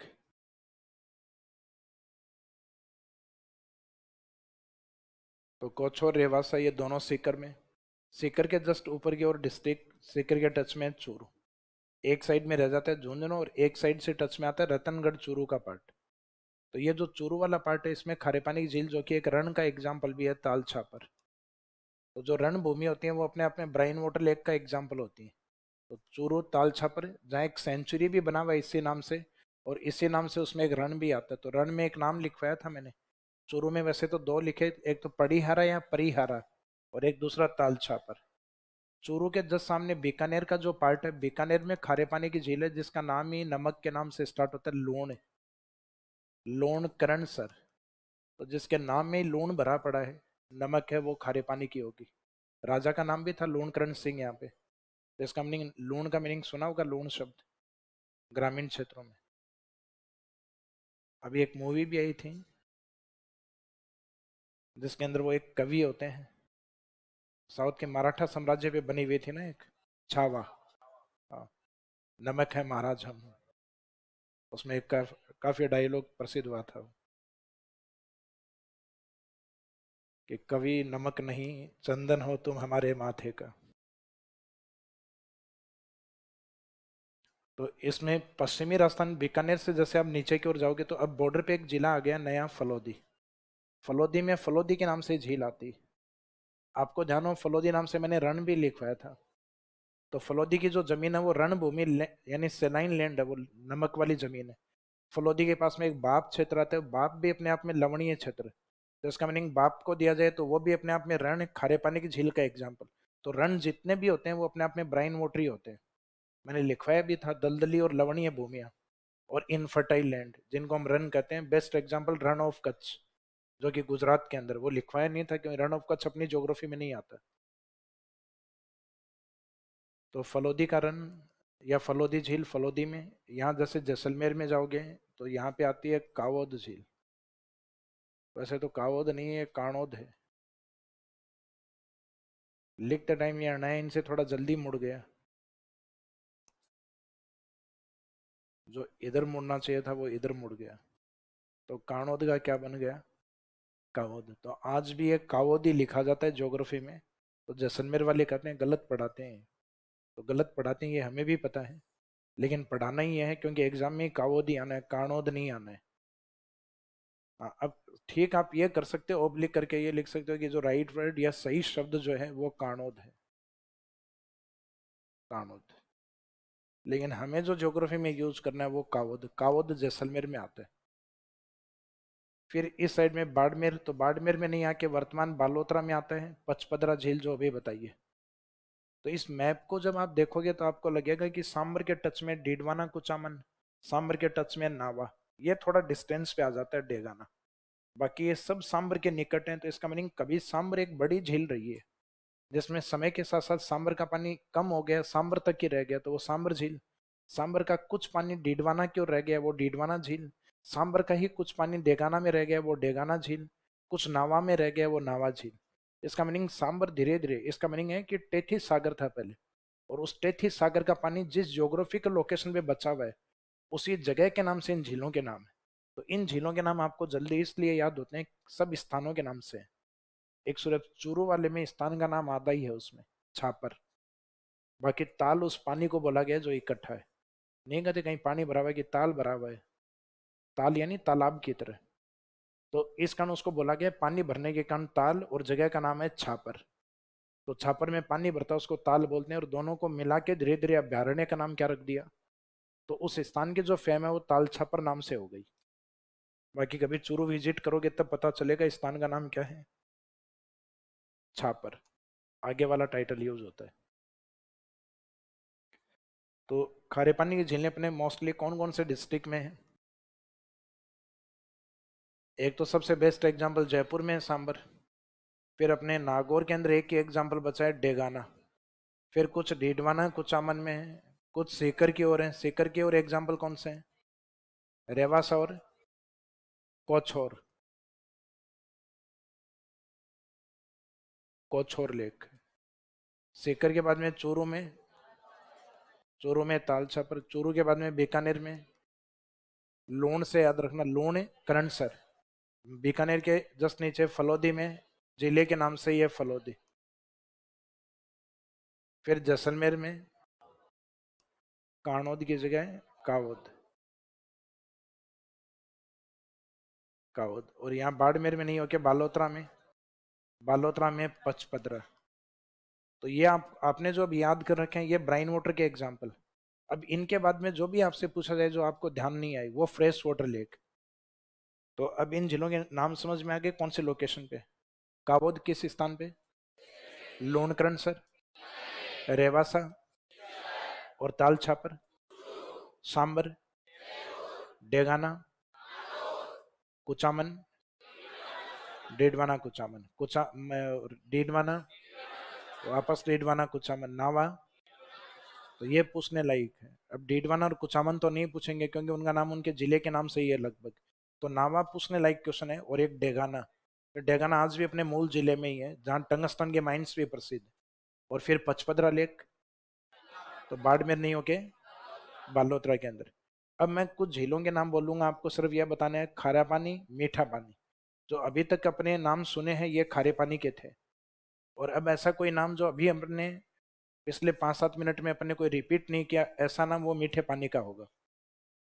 तो जयसमंद मीठे पानी की, और रामगढ़ क्रेटर मीठे पानी की, नक्की झील और जल महल मीठे पानी। भले कितनी प्रदूषित हो, मीठे पानी की बतानी है। चाहे जयपुर का सीवेज वाटर जा रहे हैं लेकिन मीठे पानी की है। यानी नमक नहीं है तो, नमक नहीं है तो फ्रेश वाटर में ही मानी जाएगी। फिर राजस्थान में फतेह सागर मीठे पानी की, और राजस्थान में एडवर्ड सागर अपने को पता भी नहीं है कहाँ पे है लेकिन मीठे पानी की है। राजस्थान के अंदर आना सागर मीठे पानी की। राजस्थान में कावोद झील, ये पहचान गए हम क्योंकि ये नाम हमने रटा था अभी थोड़ी देर पहले, जैसलमेर कावोद। लूणकरण सर खारे पानी की, फलोदी खारे पानी की, कोछोर खारे पानी की, आनंद सागर मीठे पानी की, बाई तालाब इसी को ही कहा जाता है, आनंद सागर और बाई तालाब। तो इसका मीनिंग अब आप इजीली ये वाला क्वेश्चन तो कर सकते हो कि जिसमें कुछ झीलों के नाम लिखे हुए हों और इसमें से निकलवाया जाए कि ब्राइन वाटर लेक्स निकालो आप। तो जैसे एक ऑप्शन तो आपको इस तरीके से दे दिया जाए, कावोद।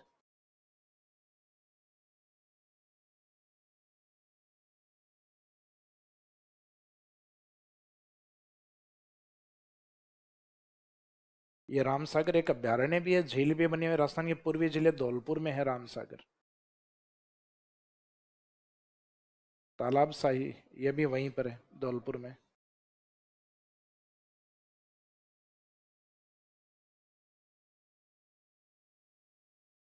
एक कनक सागर। इस तरीके से ये क्वेश्चन का ही पार्ट है। अब इसमें से पूछा गया है निम्नलिखित में से ब्राइन वाटर लेक्स के नाम बताइए कौन से हैं। तो अपने को अपने रटे हुए एक तो ये दिख रहा है कावद जैसलमेर वाला, ये नाम नहीं सुना हुआ था अपना। तालाब सही ये भी नहीं सुना अभी तक। कनक सागर ये भी नहीं सुना। कोछोर था क्या? सीकर में था। रेवासा और कोछोर दो ही थे। तो ब्राइन वाटर लेक्स में एक और ये दो, दो एग्जाम्पल। दो शब्द दोनों ही ठीक होते हैं इसमें। जैसे कुछ बुक्स में ये अपने ए लिखा रहता है, बाकी सही शब्द ओ आता है इसमें। कोछोर है, काछोर लिखा हुआ है क्या इसमें? एक मात्रा लगा दो ऊपर। ज्यादा प्रचलन में ये है ओ वाला, बाकी काछोर कोछोर।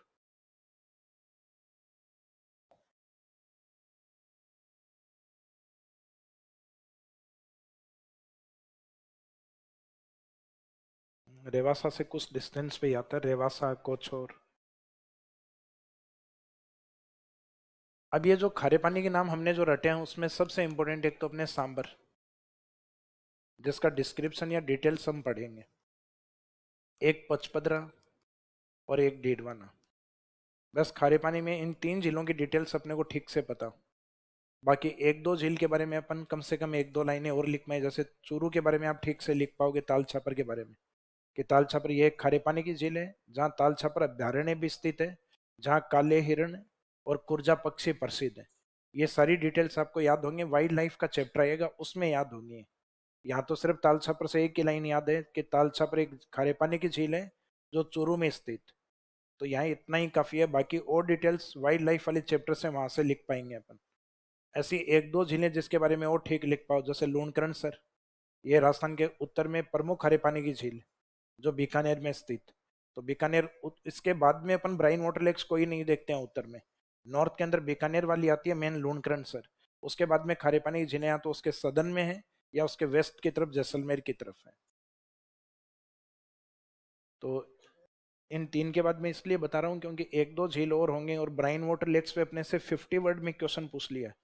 तो सब में अपने को एक बैलेंस आंसर लिख के आना। इसमें दो लाइनें दो लाइनें दो लाइनें, एक दो झीलें और जिसके बारे में एक एक दो दो लाइनें आप लिख पाओ। तो इस तरीके से 8 से 10 लाइन आप इजीली लिख पाओ। क्योंकि इस चैप्टर में अधिक से अधिक एक तो इस तरीके का क्वेश्चन आ सकता है, या कुछ प्रमुख बड़ी झीलें हैं जिनके बारे में 15-15 शब्द इंडिविजुअल आ सकते हैं, 4-4 लाइनें इनके बारे में। और ऐसा ही एक अपोजिट क्वेश्चन आ सकता है, मीठे पानी की झील फ्रेश वाटर लेक्स के बारे में बताइए। तो इसमें जो भी 5-6 इंपॉर्टेंट लेक्स हैं उनके बारे में अलग अलग पढ़ के चले जाओ, और उनके बारे में बड़ा क्वेश्चन दे दें तो उन सबको मिला दीजिए। सबके बारे में 3-3 4-4 लाइनें इजीली लिख सकते हो, क्योंकि मीठे पानी की झीलों में विशेषताएं ज़्यादा होती हैं, उनपे पॉइंट अधिक होते हैं, क्योंकि वो इरिगेशन में भी काम में आते हैं, ड्रिंकिंग वाटर में भी इंपॉर्टेंट होता है, मत्स्य पालन में भी है। हालांकि मत्स्य पालन दोनों ही चीज़ों में है, खारे पानी की झीलों में भी होता है और मीठे पानी की झील में भी होता है।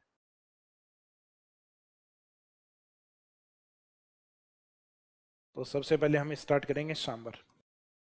सांबर अपने ज्योग्राफी के अकॉर्डिंग तो हम जनरली ये मानते हैं कि सांबर है वो एक प्राकृतिक झील है, क्योंकि उसका निर्माण 5 नदियों से हुआ है। हमने लास्ट चैप्टर में लिखा है कि सांबर लेक है, उसमें कितनी नदियां आती हैं? 5, जिसमें सबसे मेन आती है मैनथा, जो सबसे ज्यादा सैलिनिटी उसमें जमा करती है। नागौर की ओर से आती है उसमें खारी। नावा से तुरंत मिलने वाली का नाम तुरतमती। सीकर की ओर से जहाँ खंडेला की पहाड़ियां उधर से खंडेल रिवर। अजमेर से आती है रूपनगढ़। तो ऐसी 5 नदियां हमने इसमें लिखी थी। तो हमारे लिए तो ये प्राकृतिक झील है। लेकिन किसी ने हिस्ट्री पढ़ के भूगोल लिख डाला है, यानी इतिहास पढ़ा है फिर भूगोल लिखा उस व्यक्ति ने।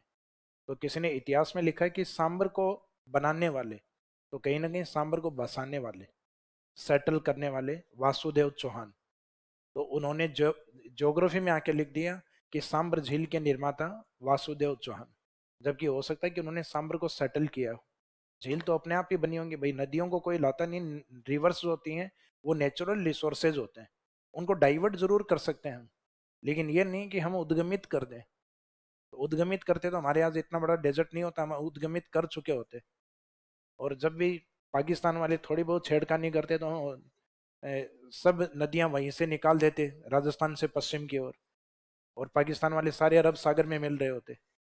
तो इसका मीनिंग है कि रिवर्स हमारे हाथ में नहीं है, नेचुरल रिसोर्सेज होते हैं रिवर्स जो है।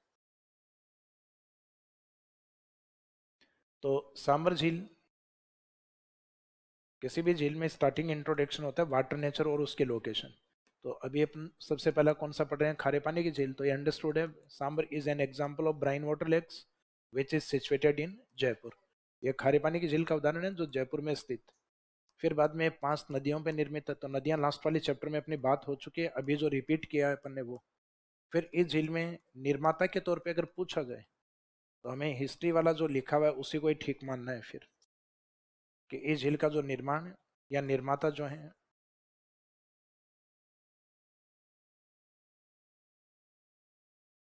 इस झील के जो मेन क्रिएटर या निर्माता हैं वासुदेव चौहान।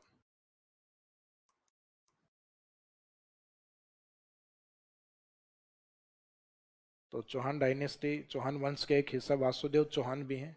इसका कोई फिक्स ईयर नहीं है। इस झील के बारे में जो डिटेल्स मिलती है वो थोड़ी बहुत अपने को बिजोलिया शिलालेख से मिलती है।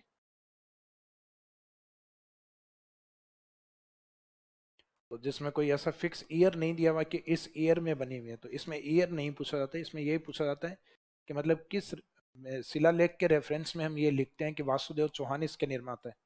तो उसमें कहीं लिखा हुआ कि सांबर के निर्माता ये थे, तो सांबर के निर्माता मेरे हिसाब से सांबर को सेटल करने के रूप में, सांबर को बसाने के रूप में इनका योगदान रहा है।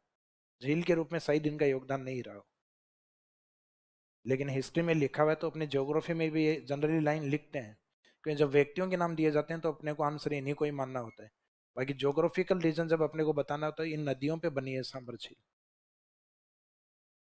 फिर झील में करेक्टरिस्टिक्स या विशेषताएं क्या हैं जो इसको अदर लेक साउंड से अलग करती है। तो एक विशेषता तो है राजस्थान में सबसे बड़ी खारे पानी की झील,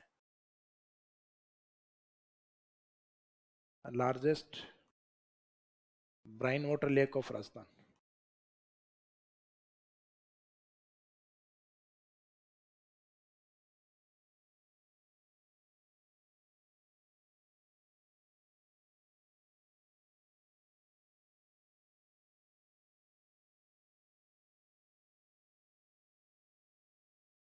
and second largest brine water lake of country, देश की दूसरी बड़ी खारे पानी की झील, सॉरी तीसरी है। पहले इसको हम सेकंड मानते थे, अब आजकल थर्ड इसको इसलिए मानने लग गए क्योंकि पुलिकट है उसका सैटेलाइट सर्वे यानी उपग्रही परीक्षण हुआ है। पहले मैनुअल डेटा में पुलिकट छोटी थी, लेकिन अब जो डिटेल्स आई है उसकी पुलिकट की, वो सांबर से भी बड़ी है। तो अपनी पुरानी बुक्स में इसको सेकंड, जबकि करंट डेटाज में क्या हो चुकी है, थर्ड। तो Sambhar is the largest brine water lake of Rajasthan and third largest lake brine water lake of country. ये राजस्थान की सबसे बड़ी और देश की तीसरी बड़ी खारे पानी की झील। तो ठीक है, राजस्थान के लिए तो हमें याद हो गया कि राजस्थान में सबसे बड़ा एग्जाम्पल सांबर है, लेकिन देश में तीसरी बड़ी, इसका मीनिंग देश में 2 बड़ी कौन है। तो फर्स्ट एग्जाम्पल तो है इंडिया में चिल्का, जो आपने इकोलॉजी में भी पढ़ी है। इंडिया की पहली रामसर साइट चिल्का, और उसी समय अपनी केवलादेव को भी बनाया गया था।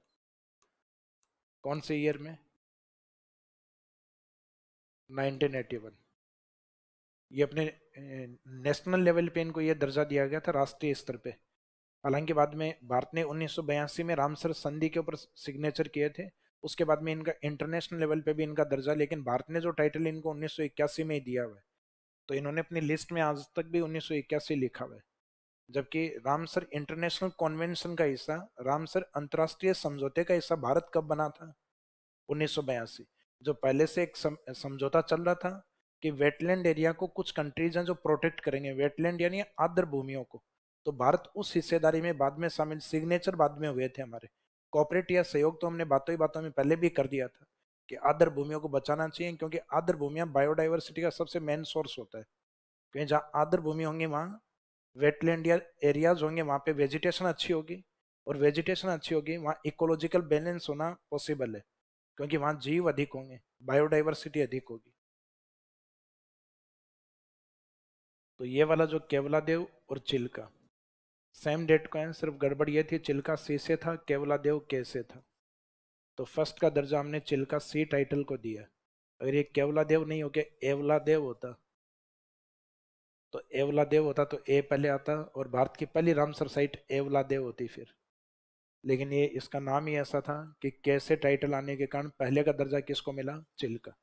तो ये वही चिल्का है जो इंडिया की फर्स्ट रामसर साइट भी है। फिर सेकंड, तो ये कौन से स्टेट में है, ये आती है ओडिशा में। जो पहले का ओडिशा, ये पहले का उड़ीसा वही वर्तमान का ओडिशा। पुलिकट लेक, पुलिकट झील दो स्टेट की सीमा पे आती है, आंध्र प्रदेश और उसके जस्ट नीचे आता है तमिलनाडु। तो तमिलनाडु वाला जो एरिया है उसके नॉर्थ पार्ट में और आंध्र प्रदेश के सदर्न पार्ट, आंध्र प्रदेश की तरफ आते हैं तो इसमें एक टापू भी बना हुआ है जिसका नाम है श्री हरिकोटा, जो अपने अंतरिक्ष में सैटेलाइट जो छोड़े जाते हैं सतीश धवन के अंदर से, तो वो यहीं पे स्थित है श्री हरिकोटा।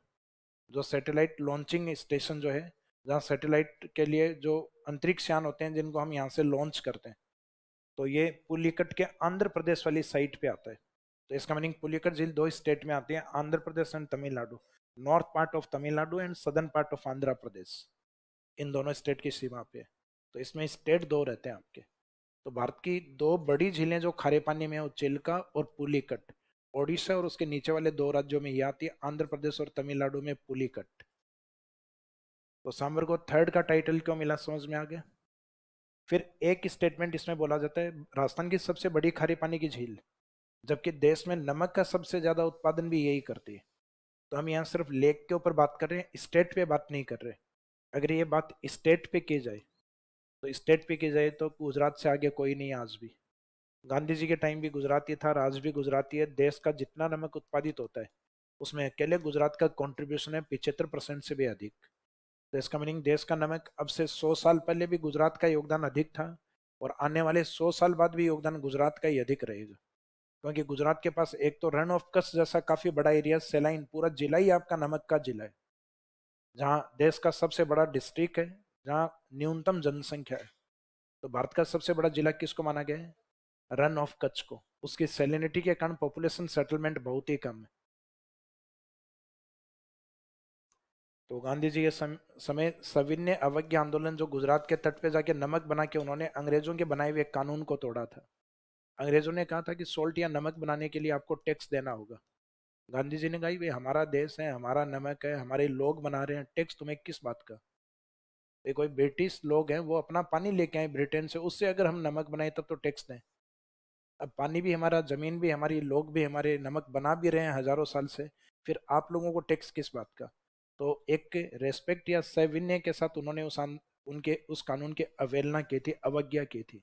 तो सविनय अवज्ञा आंदोलन जो एक निश्चित शायद 72 73 ऐसे कुछ दिन थे ना जो दांडी यात्रा की थी। तो दांडी यात्रा यहाँ साबरमती से वो दांडी यात्रा के लिए गए थे और नमक बना के इस कानून को तोड़ा था उन्होंने। तो उस समय भी सबसे बड़ा नमक उत्पादन देश में गुजरात ही था।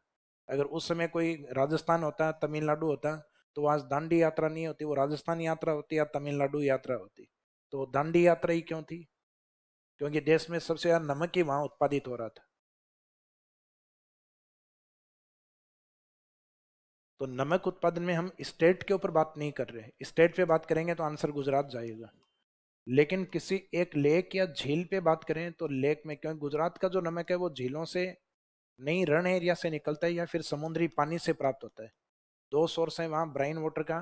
एक तो खारा पानी रण में खूब है, रण ऑफ कच्छ में, और एक तटीय कोस्टल एरिया।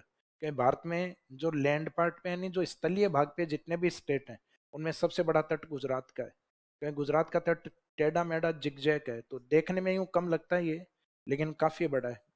इस पूरी लाइन को अगर सीधा करो तो पूरा पश्चिमी लगभग 1600 किलोमीटर की डिस्टेंस, इस पूरा जो जिगजैग 1600 किलोमीटर अपने वेस्टर्न घाट माउंटेन की पूरी लंबाई होती है 1500 किलोमीटर के आसपास, और गुजरात का तट अकेला 1600 किलोमीटर है। तो इसका मीनिंग लेंथ काफी ज्यादा है गुजरात के तट की। तो जिस राज्य का तट काफी बड़ा है, जिसके पास रन ऑफ कच्छ जैसा सेलाइन लैंड है, तो वहां पे नमक अधिक उत्पादित होगा। तो देश में सर्वाधिक नमक उत्पादन वाली झील कौन सी है? तो आंसर रहेगा सांबर। और नमक उत्पादन वाला मुख्य राज्य, तब आंसर रहता है गुजरात। तो सांबर की कैरेक्टरिस्टिक्स या विशेषता में एक तो खारे पानी की बड़ी झील, यानी लार्जेस्ट लेक वाला टाइटल इसके पास, और कंट्री के अकॉर्डिंग थर्ड टाइटल इसके पास, यानी देश में तीसरी बड़ी खारे पानी की झील। सॉल्ट प्रोडक्शन में इसकी रैंक कौन सी है भारत में? फर्स्ट। नमक उत्पादन में सबसे बड़ी झील ही है। फिर नमक उत्पादन का यहाँ जो कार्य है वो एक जॉइंट वेंचर यानी संयुक्त उपक्रम के माध्यम से किया जाता है। या इसमें जॉइंट वेंचर या संयुक्त उपक्रम का मीनिंग है कुछ कंपनियां मिलके काम करती हैं। जॉइंट वेंचर्स में एक तो हमने पहले से बना रखी है सांबर सोल्ट लिमिटेड, राज्य की कंपनी है सांबर सोल्ट लिमिटेड, और एक देश में केंद्र सरकार की HSL, हिंदुस्तान सोल्ट लिमिटेड। तो हिंदुस्तान सोल्ट लिमिटेड ने क्या किया, सांबर सोल्ट लिमिटेड के 60% शेयर होल्डिंग अपने अंडर में ले लिए, खरीद लिए इन्होंने। और सांबर सोल्ट लिमिटेड यानी स्टेट का अधिकार इस पे कितना छोड़ दिया? 40%। इसका मीनिंग इसके ऊपर मेन राइट्स HSL के हैं। तो Sambhar lake is a joint venture, Sambhar झील एक संयुक्त उपक्रम है जो HSL और SSL के द्वारा संचालित है। तो SL तो हो गया सोल्ट लिमिटेड दोनों में, एस सांबर को इंडिकेट कर रहा है, इसका मीनिंग राज्य वाली कंपनी है, और वो H हिंदुस्तान को इंडिकेट कर रहा है, तो सांबर सोल्ट लिमिटेड और हिंदुस्तान सोल्ट लिमिटेड। तो इसका मीनिंग है यहाँ नमक उत्पादन का जो मुख्य कार्य HSL के अंडर में होता है, तो जिसका शेयर होल्डिंग मेन होता है उसका मेन हिस्सेदारी उसी की मानी जाएगी। बाकी लिखने में आप लिख सकते हो एक संयुक्त उपक्रम के द्वारा नमक उत्पादन होता है। संयुक्त उपक्रम यानी HSL एंड SSL। ये स्टेट गवर्नमेंट को रिप्रेजेंट कर रहा है, ये सेंटर को रिप्रेजेंट कर रहा है। फिर जो नमक उत्पादित किया जाता है, तो नमक सांबर में निकटतम इस तरीके से क्यारियां बनाई जाती हैं। ये क्यारियां बनाकर इनमें पानी डाला जाता है। टेम्परेचर के कारण इस पानी का अधिकांशतः इवेपोरेशन या वाष्पीकरण हो जाता है और लास्ट में नमक रह जाता है। तो ये जो क्यारियां, इनसे प्राप्त नमक को क्यार कहा जाता है। ये जो टेक्निक होती है इसको कहते हैं क्यारी टेक्निक, और इस क्यारी में जो प्राप्त होता है उस नमक को क्या कहते हैं? क्यार। तो क्यार क्या है? तो प्रोड्यूस साल्ट या obtained salt from Sambhar lake is known as क्यार। सांबर से उत्पादित या तैयार किए गए नमक को क्या कहा जाता है? क्यार। क्योंकि ये क्यारियों में बनता है इस कारण क्यार कहते हैं। अपने खेतों में नाम सुना होगा क्यारियां, तो ये जो क्यारियों में बनने के कारण इस नमक के लिए टाइटल क्या यूज होता है? क्यार। तो क्यार क्या है? सांबर से उत्पादित या तैयार किया गया नमक। ऑब्टेन्ड साल्ट या produce salt from Sambhar lake is known as क्यार। फिर सांबर लेक है, ये अपने आप में एक वेटलैंड एरिया है, क्योंकि झील है, काफी बड़ी है, खारे पानी में, या राजस्थान में खारा पानी नहीं बोला जाए तब भी सबसे बड़ी सांबर ही है। जैसे देश में सबसे बड़ी झील, वाटर नेचर को नहीं बोला जाए तो भी चिल्का ही है। विश्व की सबसे बड़ी झील कैस्पियन सी, कैस्पियन सागर। तो नहीं बोली जाए ब्राइन वाटर तो भी यही है। तो विश्व में सबसे बड़ी झील कैस्पियन सी, कैस्पियन सागर। विश्व में सबसे बड़ी खारे पानी की झील Caspian sea. Largest lake of India Chilka. Largest brine water lake of India Chilka. Largest lake of Rajasthan Sambhar. Largest brine water lake of Rajasthan Sambhar. तो राजस्थान में बड़ी झील और खारे पानी की झील, खारे पानी में बड़ी झील, दोनों का आंसर सेम ही होता है। और अपनी तीनों ज्योग्राफी में ऐसा ही होता है, राजस्थान में भी, इंडिया में भी और वर्ल्ड में भी। लेकिन विश्व के हर कंट्री में ऐसा नहीं होता है। USA की सबसे बड़ी झील superior lake, lake superior. Superior झील एक मीठे पानी की झील है। तो इसका मीनिंग ऐसा नहीं होगा कि हर देश में जो बड़ी होगी वो खारे पानी की होगी हमेशा, लेकिन अपनी जो तीन ज्योग्राफी है कॉन्सिडेंटली उन तीनों के अंदर बड़ी है, लार्जेस्ट है, वो लार्जेस्ट ब्राइन वाटर भी है। तो मीनिंग है कि बड़ी का मीनिंग बड़ी खारे पानी में भी आंसर वही रहेगा। तो राजस्थान में largest lake Sambhar, largest brine water lake same answer रहेगा सांबर। इसका मीनिंग जब वाटर नेचर नहीं दिया हुआ हो तब भी बड़ी यही है। तो सांबर है काफी बड़ी लेक। अब बड़ी लेक है तो इसके आसपास का जो नमी वाली भूमि है उसको हम कहते हैं वेटलैंड एरिया। और जो वेटलैंड या आर्द्र भूमि के कारण कुछ पक्षी उस एरिया में अगर आना स्टार्ट होते हैं या संरक्षण लेते हैं तो हम उनको इंटरनेशनल रामसर साइट बना सकते हैं। तो रामसर साइट, अभी थोड़ी देर पहले मैंने आपको बताया था कि रामसर साइट राजस्थान में सबसे पहले किसको बनाया गया था? केवलादेव को। केवलादेव को हमने 1981 में बना दिया था। फिर हमने इसी दशक के लास्ट में, 81 का डिकेड कब समाप्त होगा? 1990 में, 80 से, सॉरी 81 से 90 तक। 90 में हमने सांबर को बनाया है। और अभी इसी महीने अपने 2 रामसर साइट और बनी है। एक अपने खिचन फलोदी में, एक उदयपुर मैनार, दोनों पक्षियों के लिए प्रसिद्ध है। मैनार तो राजस्थान में बर्ड विलेज के नाम से, पक्षी गांव के नाम से प्रसिद्ध है, जहां बर्ड की लगभग 200 से अधिक स्पीसीज या प्रजातियां पाई जाती हैं। जबकि खिचन है, यहाँ मोस्टली डोमोजाइल क्रेन, यानी ग्रे कलर का सारस जो होता है, जिसको राजस्थान में कहते हैं कुर्जा। ये राजस्थानी लोकगीतों में गीत भी है अपने, कुर्जा ए मारा।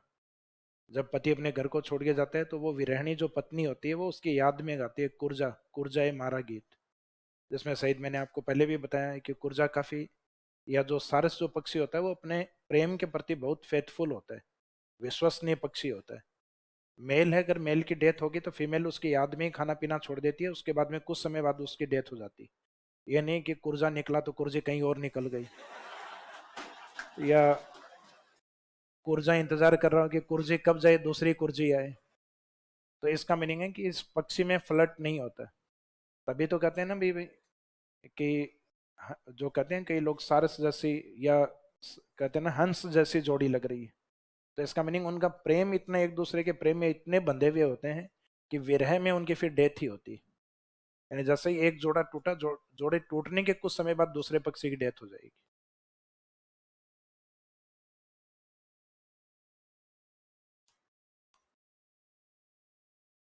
तो ये दोनों को दर्जा अभी मिला है अपने जून के अंदर, जून 5 को मिला है ना, पर्यावरण दिवस वाले दिन, जून 2025। तो Sambhar lake is listed as Ramsar site in 1990। 1990 में इसको रामसर साइट के रूप में दर्जा दिया गया। एंड प्रोटेक्टेड बर्ड्स इसमें कौन कौन से हैं? तो एक तो कुर्जा है यहाँ पर, जो खिचन की ओर से ही आता है इधर माइग्रेट होकर। खिचन में सबसे ज्यादा होते हैं कुर्जा पक्षी। और एक गुजरात से आने वाला एक पक्षी है इसमें, राजहंस।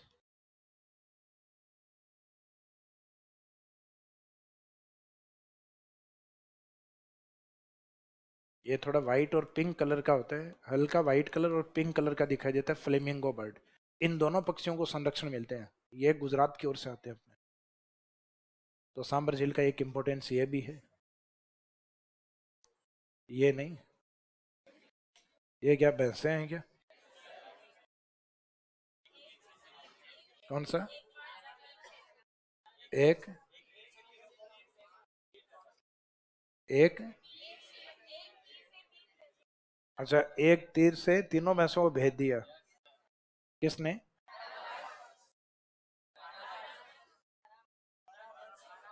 दारावत?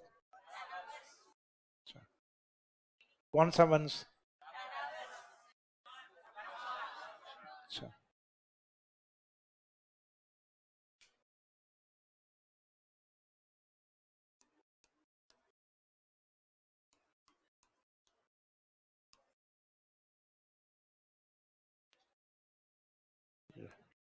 जोड़ा ही देख लो आप।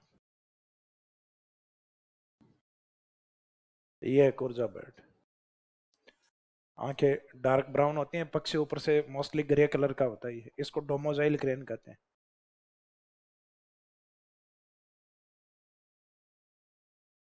क्या चीज? बैच?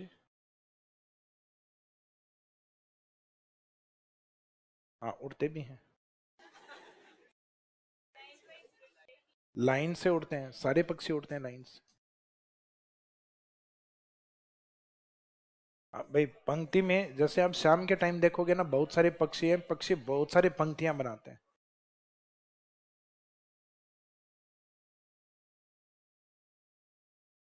लाइन सीधी होती है। ये पानी में जब तैरते हैं, तो पानी में तैरते हैं तब भी आपको यूं लगेगा जैसे आर्मी के जवान हैं वो पीटी कर रहे हैं। जैसे सारे चल रही है ना, तो एक तरफ से चलते चलते फिर वापस मुड़ के और वापस बैक इस तरीके से आते हैं। जैसे आर्मी में नहीं कहते भाई वापस मुड़, पीछे मुड़, ऐसा। तो इसका मीनिंग वो बैक, वापस आने का मीनिंग उसी तरीके से सारे साथी है आपके।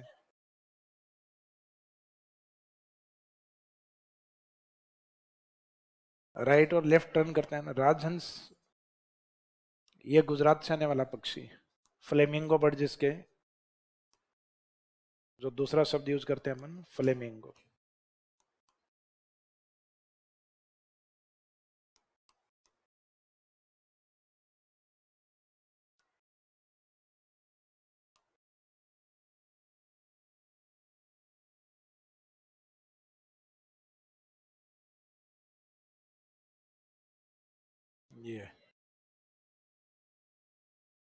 ये व्हाइट और पिंक कलर के होते हैं, ये फ्लेमिंगो बर्ड।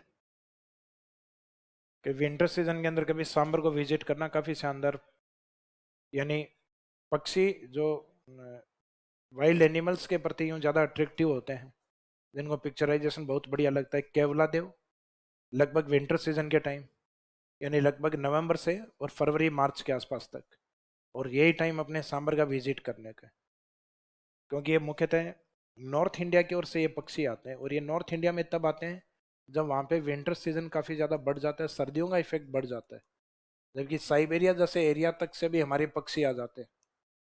साइबेरिया हज़ारों किलोमीटर दूर है हमसे, लगभग 3-4, कम से कम 4,000 किलोमीटर दूर।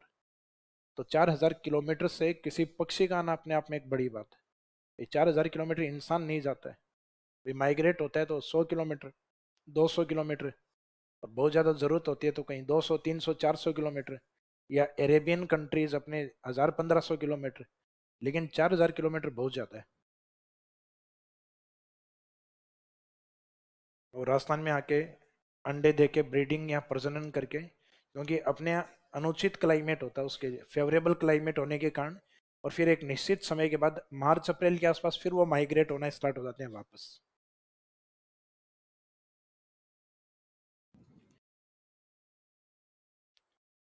तो ये सांबर झील, जिसके बारे में कुछ इंपॉर्टेंट फैक्ट या जो जानकारी है वो आपको ध्यान है। एक तो लोकेशन कहाँ पर, जयपुर। एक देश में कौन से नंबर की बड़ी खारे पानी की झील, थर्ड है। राजस्थान के अकॉर्डिंग फर्स्ट या लार्जेस्ट, लार्जेस्ट लेक्स, राजस्थान में लार्जेस्ट लेक के रूप में और लार्जेस्ट ब्राइन वाटर लेक के रूप में, दोनों में है फर्स्ट। राजस्थान की बड़ी झील या राजस्थान में खारे पानी की बड़ी झील सांबर है। इसमें HSL और SSL, इन दोनों के जॉइंट वेंचर में संयुक्त उपक्रम के माध्यम से नमक प्राप्त किया जाता है। नमक जो प्राप्त किया जाता है उस नमक को क्या कहा जाता है, क्यार। और नमक यहाँ से सर्वाधिक प्राप्त होता है। उसके एक क्वांटिटी भी अपने जनरली मानते हैं कि इंडिया में 100% नमक अगर निकलता है तो उसमें से अकेले सांबर से, यानी देश के कुल नमक का 8 से 9% नमक अकेले सांबर उत्पादित करती है। बुक्स में तो ये डेटा लगभग 8.7% देख के रखते हैं अपने, लेकिन 8 से 9% के आसपास है। जबकि राजस्थान का ये नमक अगर देखा जाए तो राजस्थान में जितना भी नमक उत्पादित होता है उसमें से 80 से 90% सांबर का ही होता है। तो इंडिया का ये 8 से 9, और इनके आगे जीरो लगा दोगे तो राजस्थान का 80 से 90। तो भारत का, राजस्थान जो नमक उत्पादन करता है, राजस्थान पूरे इंडिया में 9 से 10% नमक उत्पादन करता है अकेला। और राजस्थान जो 9 से 10% नमक उत्पादित करता है उसमें लगभग 8 से 9%, इसका मीनिंग राजस्थान इंडिया में लगभग 10% नमक उत्पादित कर रहा है। और उस 10% इंडिया में टोटल राजस्थान का योगदान ये है, और उसमें अकेले सांबर का योगदान कितना है, 8 से 9%। तो राजस्थान का जो 10% है वो राजस्थान के लिए तो क्या है, हमारा तो 100% है ना वो। तो इसका मीनिंग है राजस्थान में फिर सांबर का योगदान कितना हुआ, 80 to 90%। इसका मीनिंग राजस्थान में मोस्टली नमक सांबर से उत्पादित होता है, 80 to 90% राजस्थान के अकॉर्डिंग। और भारत के नमक में सांबर का योगदान तब फैक्ट अपने रहेंगे लगभग 8 से 9%, 8 to 9%। जो बुक्स में ज्यादातर 8.7 ज्यादा लिखा हुआ रहता है, तो आप तो 8 से 9 ही याद रखिएगा, उसके बीच का ही डेटा है लगभग ही। फिर इसको रामसर साइट का दर्जा कब दिया गया था, 1990 में। और प्रोटेक्टेड बर्ड्स इसमें कौन से हैं, कुर्जा, और दूसरा है फ्लेमिंगो या राजहंस। फिर सांबर के बाद में एक झील आपको बताई, पचपदरा। पचपदरा में लोकेशन आपको ध्यान है, खारे पानी की झील है जो बालोतरा में स्थित।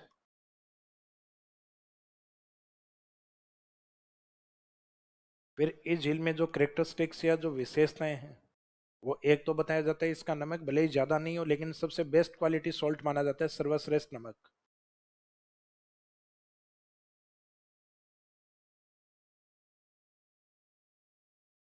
बेस्ट क्वालिटी सॉल्ट, कारण इसमें यह माना जाता है क्योंकि इसमें NaCl की प्योरिटी 98% तक होती है। जैसे फॉर एग्जांपल अपन समुद्री जो पानी होता है, जो भी 100% पानी यहाँ से निकालते हैं, उस पानी में 78% सोडियम क्लोराइड होता है। बाकी 22% जो बचा हुआ पानी है उसमें लगभग 46 सेलाइन और होते हैं, 46 लवण और भी पाए जाते हैं। लेकिन सोडियम क्लोराइड अकेले की मात्रा कितनी होती है? 78। तो समुद्री पानी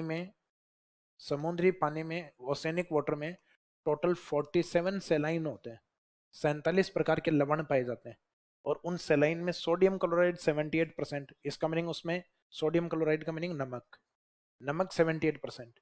इसका मीनिंग उसमें इम्प्योरिटीज या अशुद्धताएं कितने परसेंट है? 22%। और उस 22% में कितनी अशुद्धताएं मिली हुई है?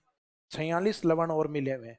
तो उसको आप बार बार रिफाइंड करोगे, और बार बार रिफाइंड करने से नमक की क्वालिटी डिक्लाइन होती है। क्योंकि बार बार रिफाइंड करने का मीनिंग आप बार बार केमिकल प्रोसेस कर रहे हो, और केमिकल प्रोसेस करने पे नमक की क्वालिटी, कई बार कहते हैं ना भाई डबल रिफाइंड ट्रिपल रिफाइंड, तो डबल रिफाइंड ट्रिपल रिफाइंड अपने को अट्रैक्ट करने के लिए शब्द है। बाकी double refined triple refined, refined जितनी बार कर दिया है तो इसका मीनिंग है उसका प्रोसेसिंग उतनी बार कर दिया है। वो रिफाइंड शब्द अपने को शुद्धता के रूप में इंडिकेट करके बताते हैं। जबकि जो चीजें अपने ग्रामीण क्षेत्रों में देखो, सिंगल रिफाइंड होता है सरसों का तेल, और गाड़ी में डाला, गाड़ी में डाल कर वो सरसों का तेल निकाल के दे दिया, उसमें सरसों के छिलके भी आ रहे हैं, दाने भी आ रहे हैं, धीरे धीरे अपने आप नीचे बैठ जाएंगे। और आप भी जाएं सब्जी बनाते टाइम, कहाँ समस्या है भाई? कम से कम वो अफ्रीका वाला पाम ऑयल तो मिक्स नहीं है इसमें। अपने ग्रामीण क्षेत्र वाले में भले ही अशुद्ध है थोड़ा बहुत, सरसों के दो चार दाने उसमें मिले हुए हैं, एक दो छिलका उसका मिला हुआ है, जिससे अपन मरने तो नहीं है, तय है, हार्ट पेशेंट भी नहीं बनेंगे अपन उससे, क्योंकि उसमें पाम ऑयल मिक्स नहीं है। और पाम ऑयल मिक्स करके बाद में वो कहते हैं ट्रिपल रिफाइंड। तो आप ट्रिपल क्या 5 बार रिफाइंड कर दो चाहे, तो इसका मीनिंग वो ज़्यादा हेल्दी नहीं होता अपने। तो रिफाइंड शब्द कई बार शुद्धता के लिए यूज किया जाता है, लेकिन नमक को जितनी बार रिफाइंड कर दिया जाता है उसकी प्योरिटी कम हो जाती है। जैसे अपने राजस्थान के झीलों से कुछ जगह नमक, झीलों के पास में विंड प्रेशर बना के, वो विंड प्रेशर किसी से भी बना सकते हैं, कोई फैन चला दो या इस प्रकार का कोई इक्विपमेंट चला दो, जिससे जो विंड्स का फ्लो तेज हो जाए, हवा जिस साइड से है, तो वहां से नमक के कुछ दाने हैं वो उड़ के धीरे धीरे, यानी उनको ये ध्यान है कि किस स्पीड से ये दाने उड़ना स्टार्ट हो जाएंगे। क्योंकि बाकी जो पार्टिकल्स हैं वो या तो हल्के होंगे या भारी होंगे। तो जिस स्पीड में नमक के दाने जो उड़ना स्टार्ट करेंगे और उस नमक को वो इकट्ठा करते हैं, उनको ध्यान है इसमें प्योर नमक ही उड़ेगा इस स्पीड के अंदर। और फिर उस नमक को इकट्ठा करके और उसको नाम देते हैं पेन सॉल्ट। तो ये पेन सॉल्ट होता है, ये बिल्कुल प्योर नमक होता है, नेचुरल सॉल्ट होता है, अशुद्धता ही नहीं होती। ये लगभग 200-250 रुपये पर केजी होता है। ये टाटा नमक की तरह 28 रुपये 30 रुपये में नहीं आएगा, या सूर्या नमक की तरह 25 रुपये में नहीं आएगा। तो इसका मीनिंग है कि इस नमक की क्वालिटी बहुत बढ़िया होती है। आजकल कुछ इस प्रकार के नमक हैं जो नेचुरल नमक हैं, जिनके एडवर्टाइजमेंट टीवी में भी आते हैं। जैसे अनिल कपूर भी एक नमक का एडवर्टाइजमेंट करते हैं जिसकी कीमत 100 रुपये से ज़्यादा होती है। तो अपने को लगता है इसमें तो टाटा नमक की 5 थैली आएंगे अपने।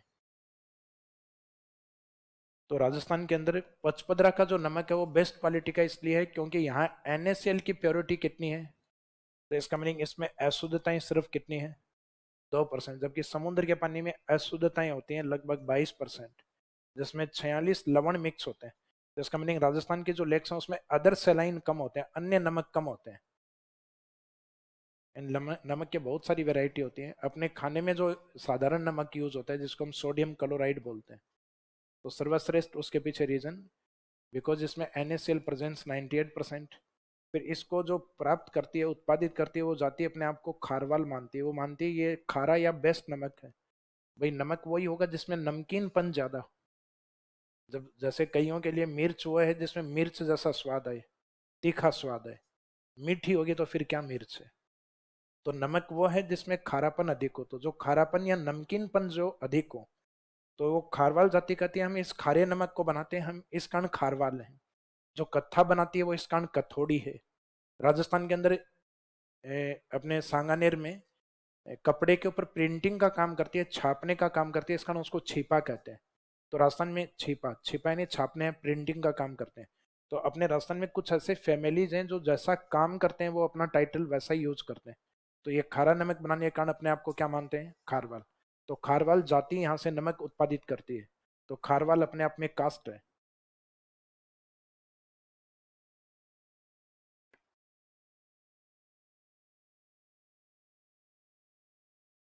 खारवाल कास्ट या खारवाल जाति। तो राजस्थान में खारवाल जाति नमक कहाँ से उत्पादित करती है? पचपदरा से, पचपदरा झील से। नमक बनाते टाइम मुख्यतः एक झाड़ी का यूज करते हैं। यही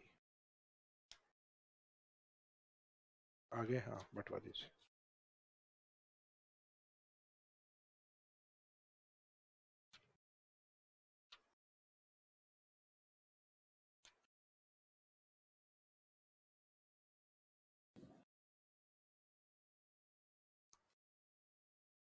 तो ये एक तो बेस्ट क्वालिटी का सोल्ट, एक खारवाल जाति से इसका रिलेशन, और एक अदर फैक्ट इसमें आता है कि इसमें एक झाड़ी का यूज किया जाता है, मोरली बुश या मोरली झाड़ी। उस मोरली झाड़ी से नमक बनाया जाता है। मोरली झाड़ी यानी जहाँ नमक बनाने का मीनिंग है कि जिस क्षेत्र में नमक बनता है उसमें नमक को इकट्ठा करने के काम में आती है। क्योंकि यहाँ किसी भी अगर आप मेटल को यूज करोगे तो मेटल कुछ दिन बाद पानी में खराब हो जाएगा या नमक में गल जाएगा। जबकि मोरली झाड़ी की लकड़ी है वो कहा जाता है बेस्ट मानी गई है इसमें।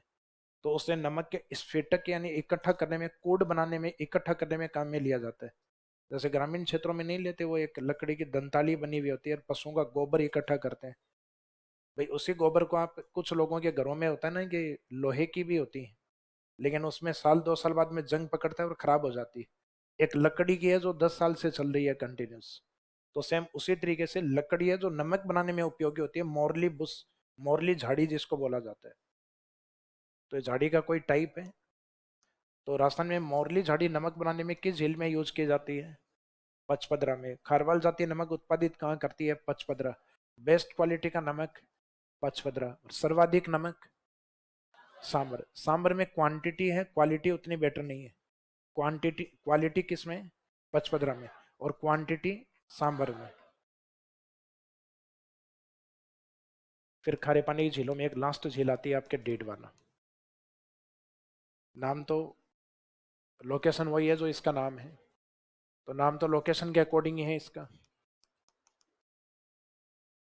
डेडवाना कुचामन। अभी आपने पचपदरा में लिखा था सर्वश्रेष्ठ, इसको लिखेंगे निम्न श्रेणी का नमक, लो क्वालिटी सोल्ट।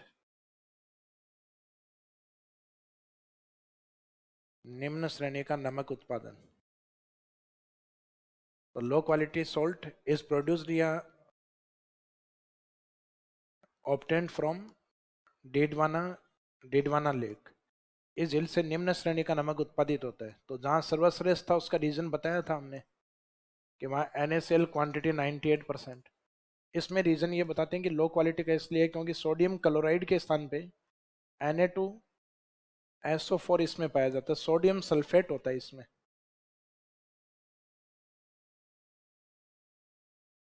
तो सोडियम सल्फेट होता है, इससे केमिकल बनता है सल्फेट, सोडियम सल्फेट केमिकल बनाया जाता है। और इस केमिकल का यूज कुछ इंडस्ट्रीज में हम करते हैं, जैसे एक तो ग्लास इंडस्ट्रीज में करते हैं, कांच उद्योग में, एक कागज उद्योग में यूज करते हैं, पेपर इंडस्ट्रीज में, एक चमड़ा उद्योग में यूज किया जाता है, लेदर इंडस्ट्रीज में।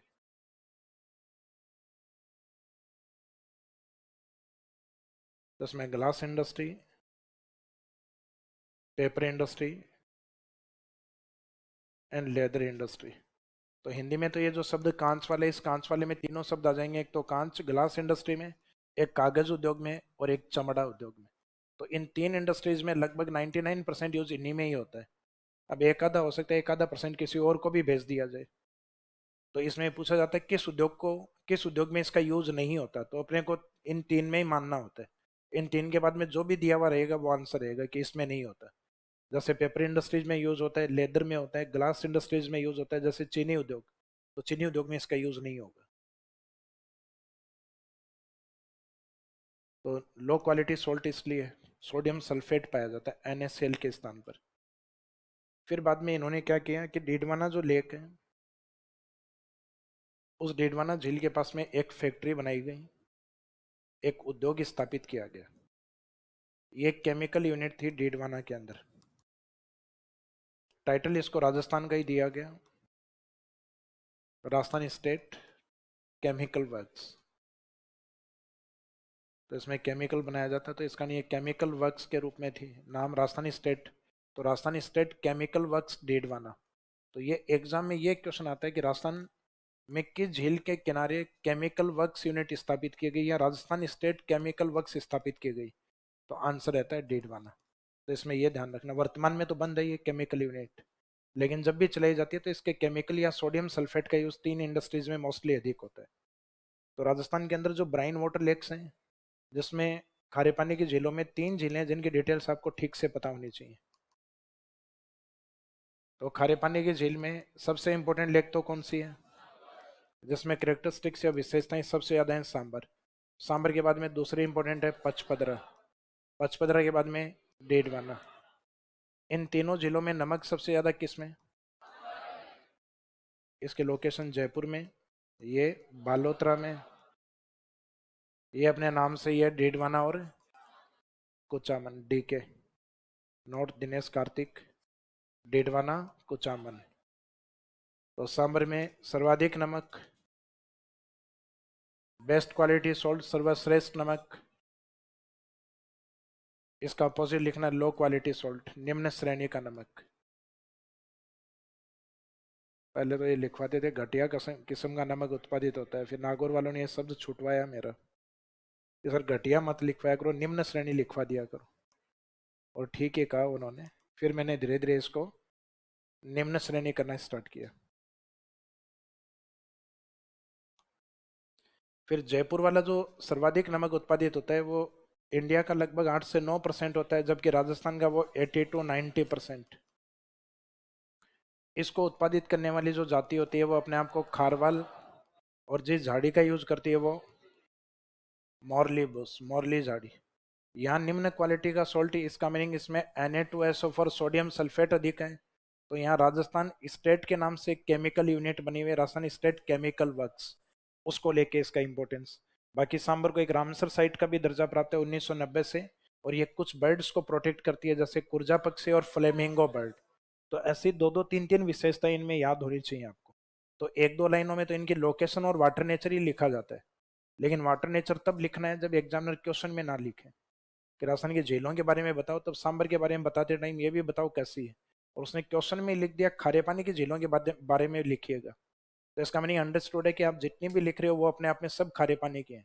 तो फिर बार बार वो लाइन मत लिखो कि सांबर एक खारे पानी की झील, तो एग्जामिनर भी तो यही करे खारे पानी की लिखो। तो उस टाइम सिर्फ आपको लोकेशन लिखनी होती है कि Sambhar lake is located in Jaipur. फिर आपको रेफरेंस नहीं देना है खारे पानी या मीठे पानी, आप क्वेश्चन के अकॉर्डिंग लिख रहे हो फिर। तो चैप्टर का एक पार्ट अपना कंप्लीट हो गया, कौन सा, ब्राइन वाटर लेक्स। ये समझ में आ गई।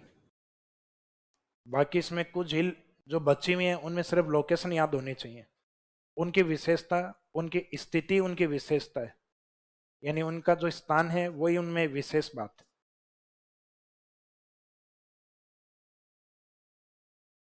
जबकि दूसरा पार्ट है फ्रेश वाटर लेक। तो फ्रेश वाटर लेक्स सबसे ज़्यादा किस क्षेत्र में होती हैं, अरावली में, और डिस्ट्रिक्ट के अकॉर्डिंग देखा जाए तो उदयपुर में, जिसको राजस्थान में झीलों की नगरी कहा जाता है। शुरुआत हम इनके उदयपुर की ओर से ही करेंगे कि अपने उदयपुर के आसपास मीठे मीठे पानी की झीलें कौन सी हैं। तो सबसे बेस्ट एग्जाम्पल तो अभी उदयपुर का जो हिस्सा है उसका साउथ ईस्ट पार्ट अलग हो गया सलूम्बर के रूप में, और इस सलूम्बर के अंदर आसानी की सबसे बड़ी मीठे पानी की झील जयसमंद, जो कौन सी नाल में बनी हुई है, डेबरनाल। तो ब्रेक के बाद में हम यहाँ से स्टार्ट करेंगे डेबरनाल। ब्रेक की जरूरत है।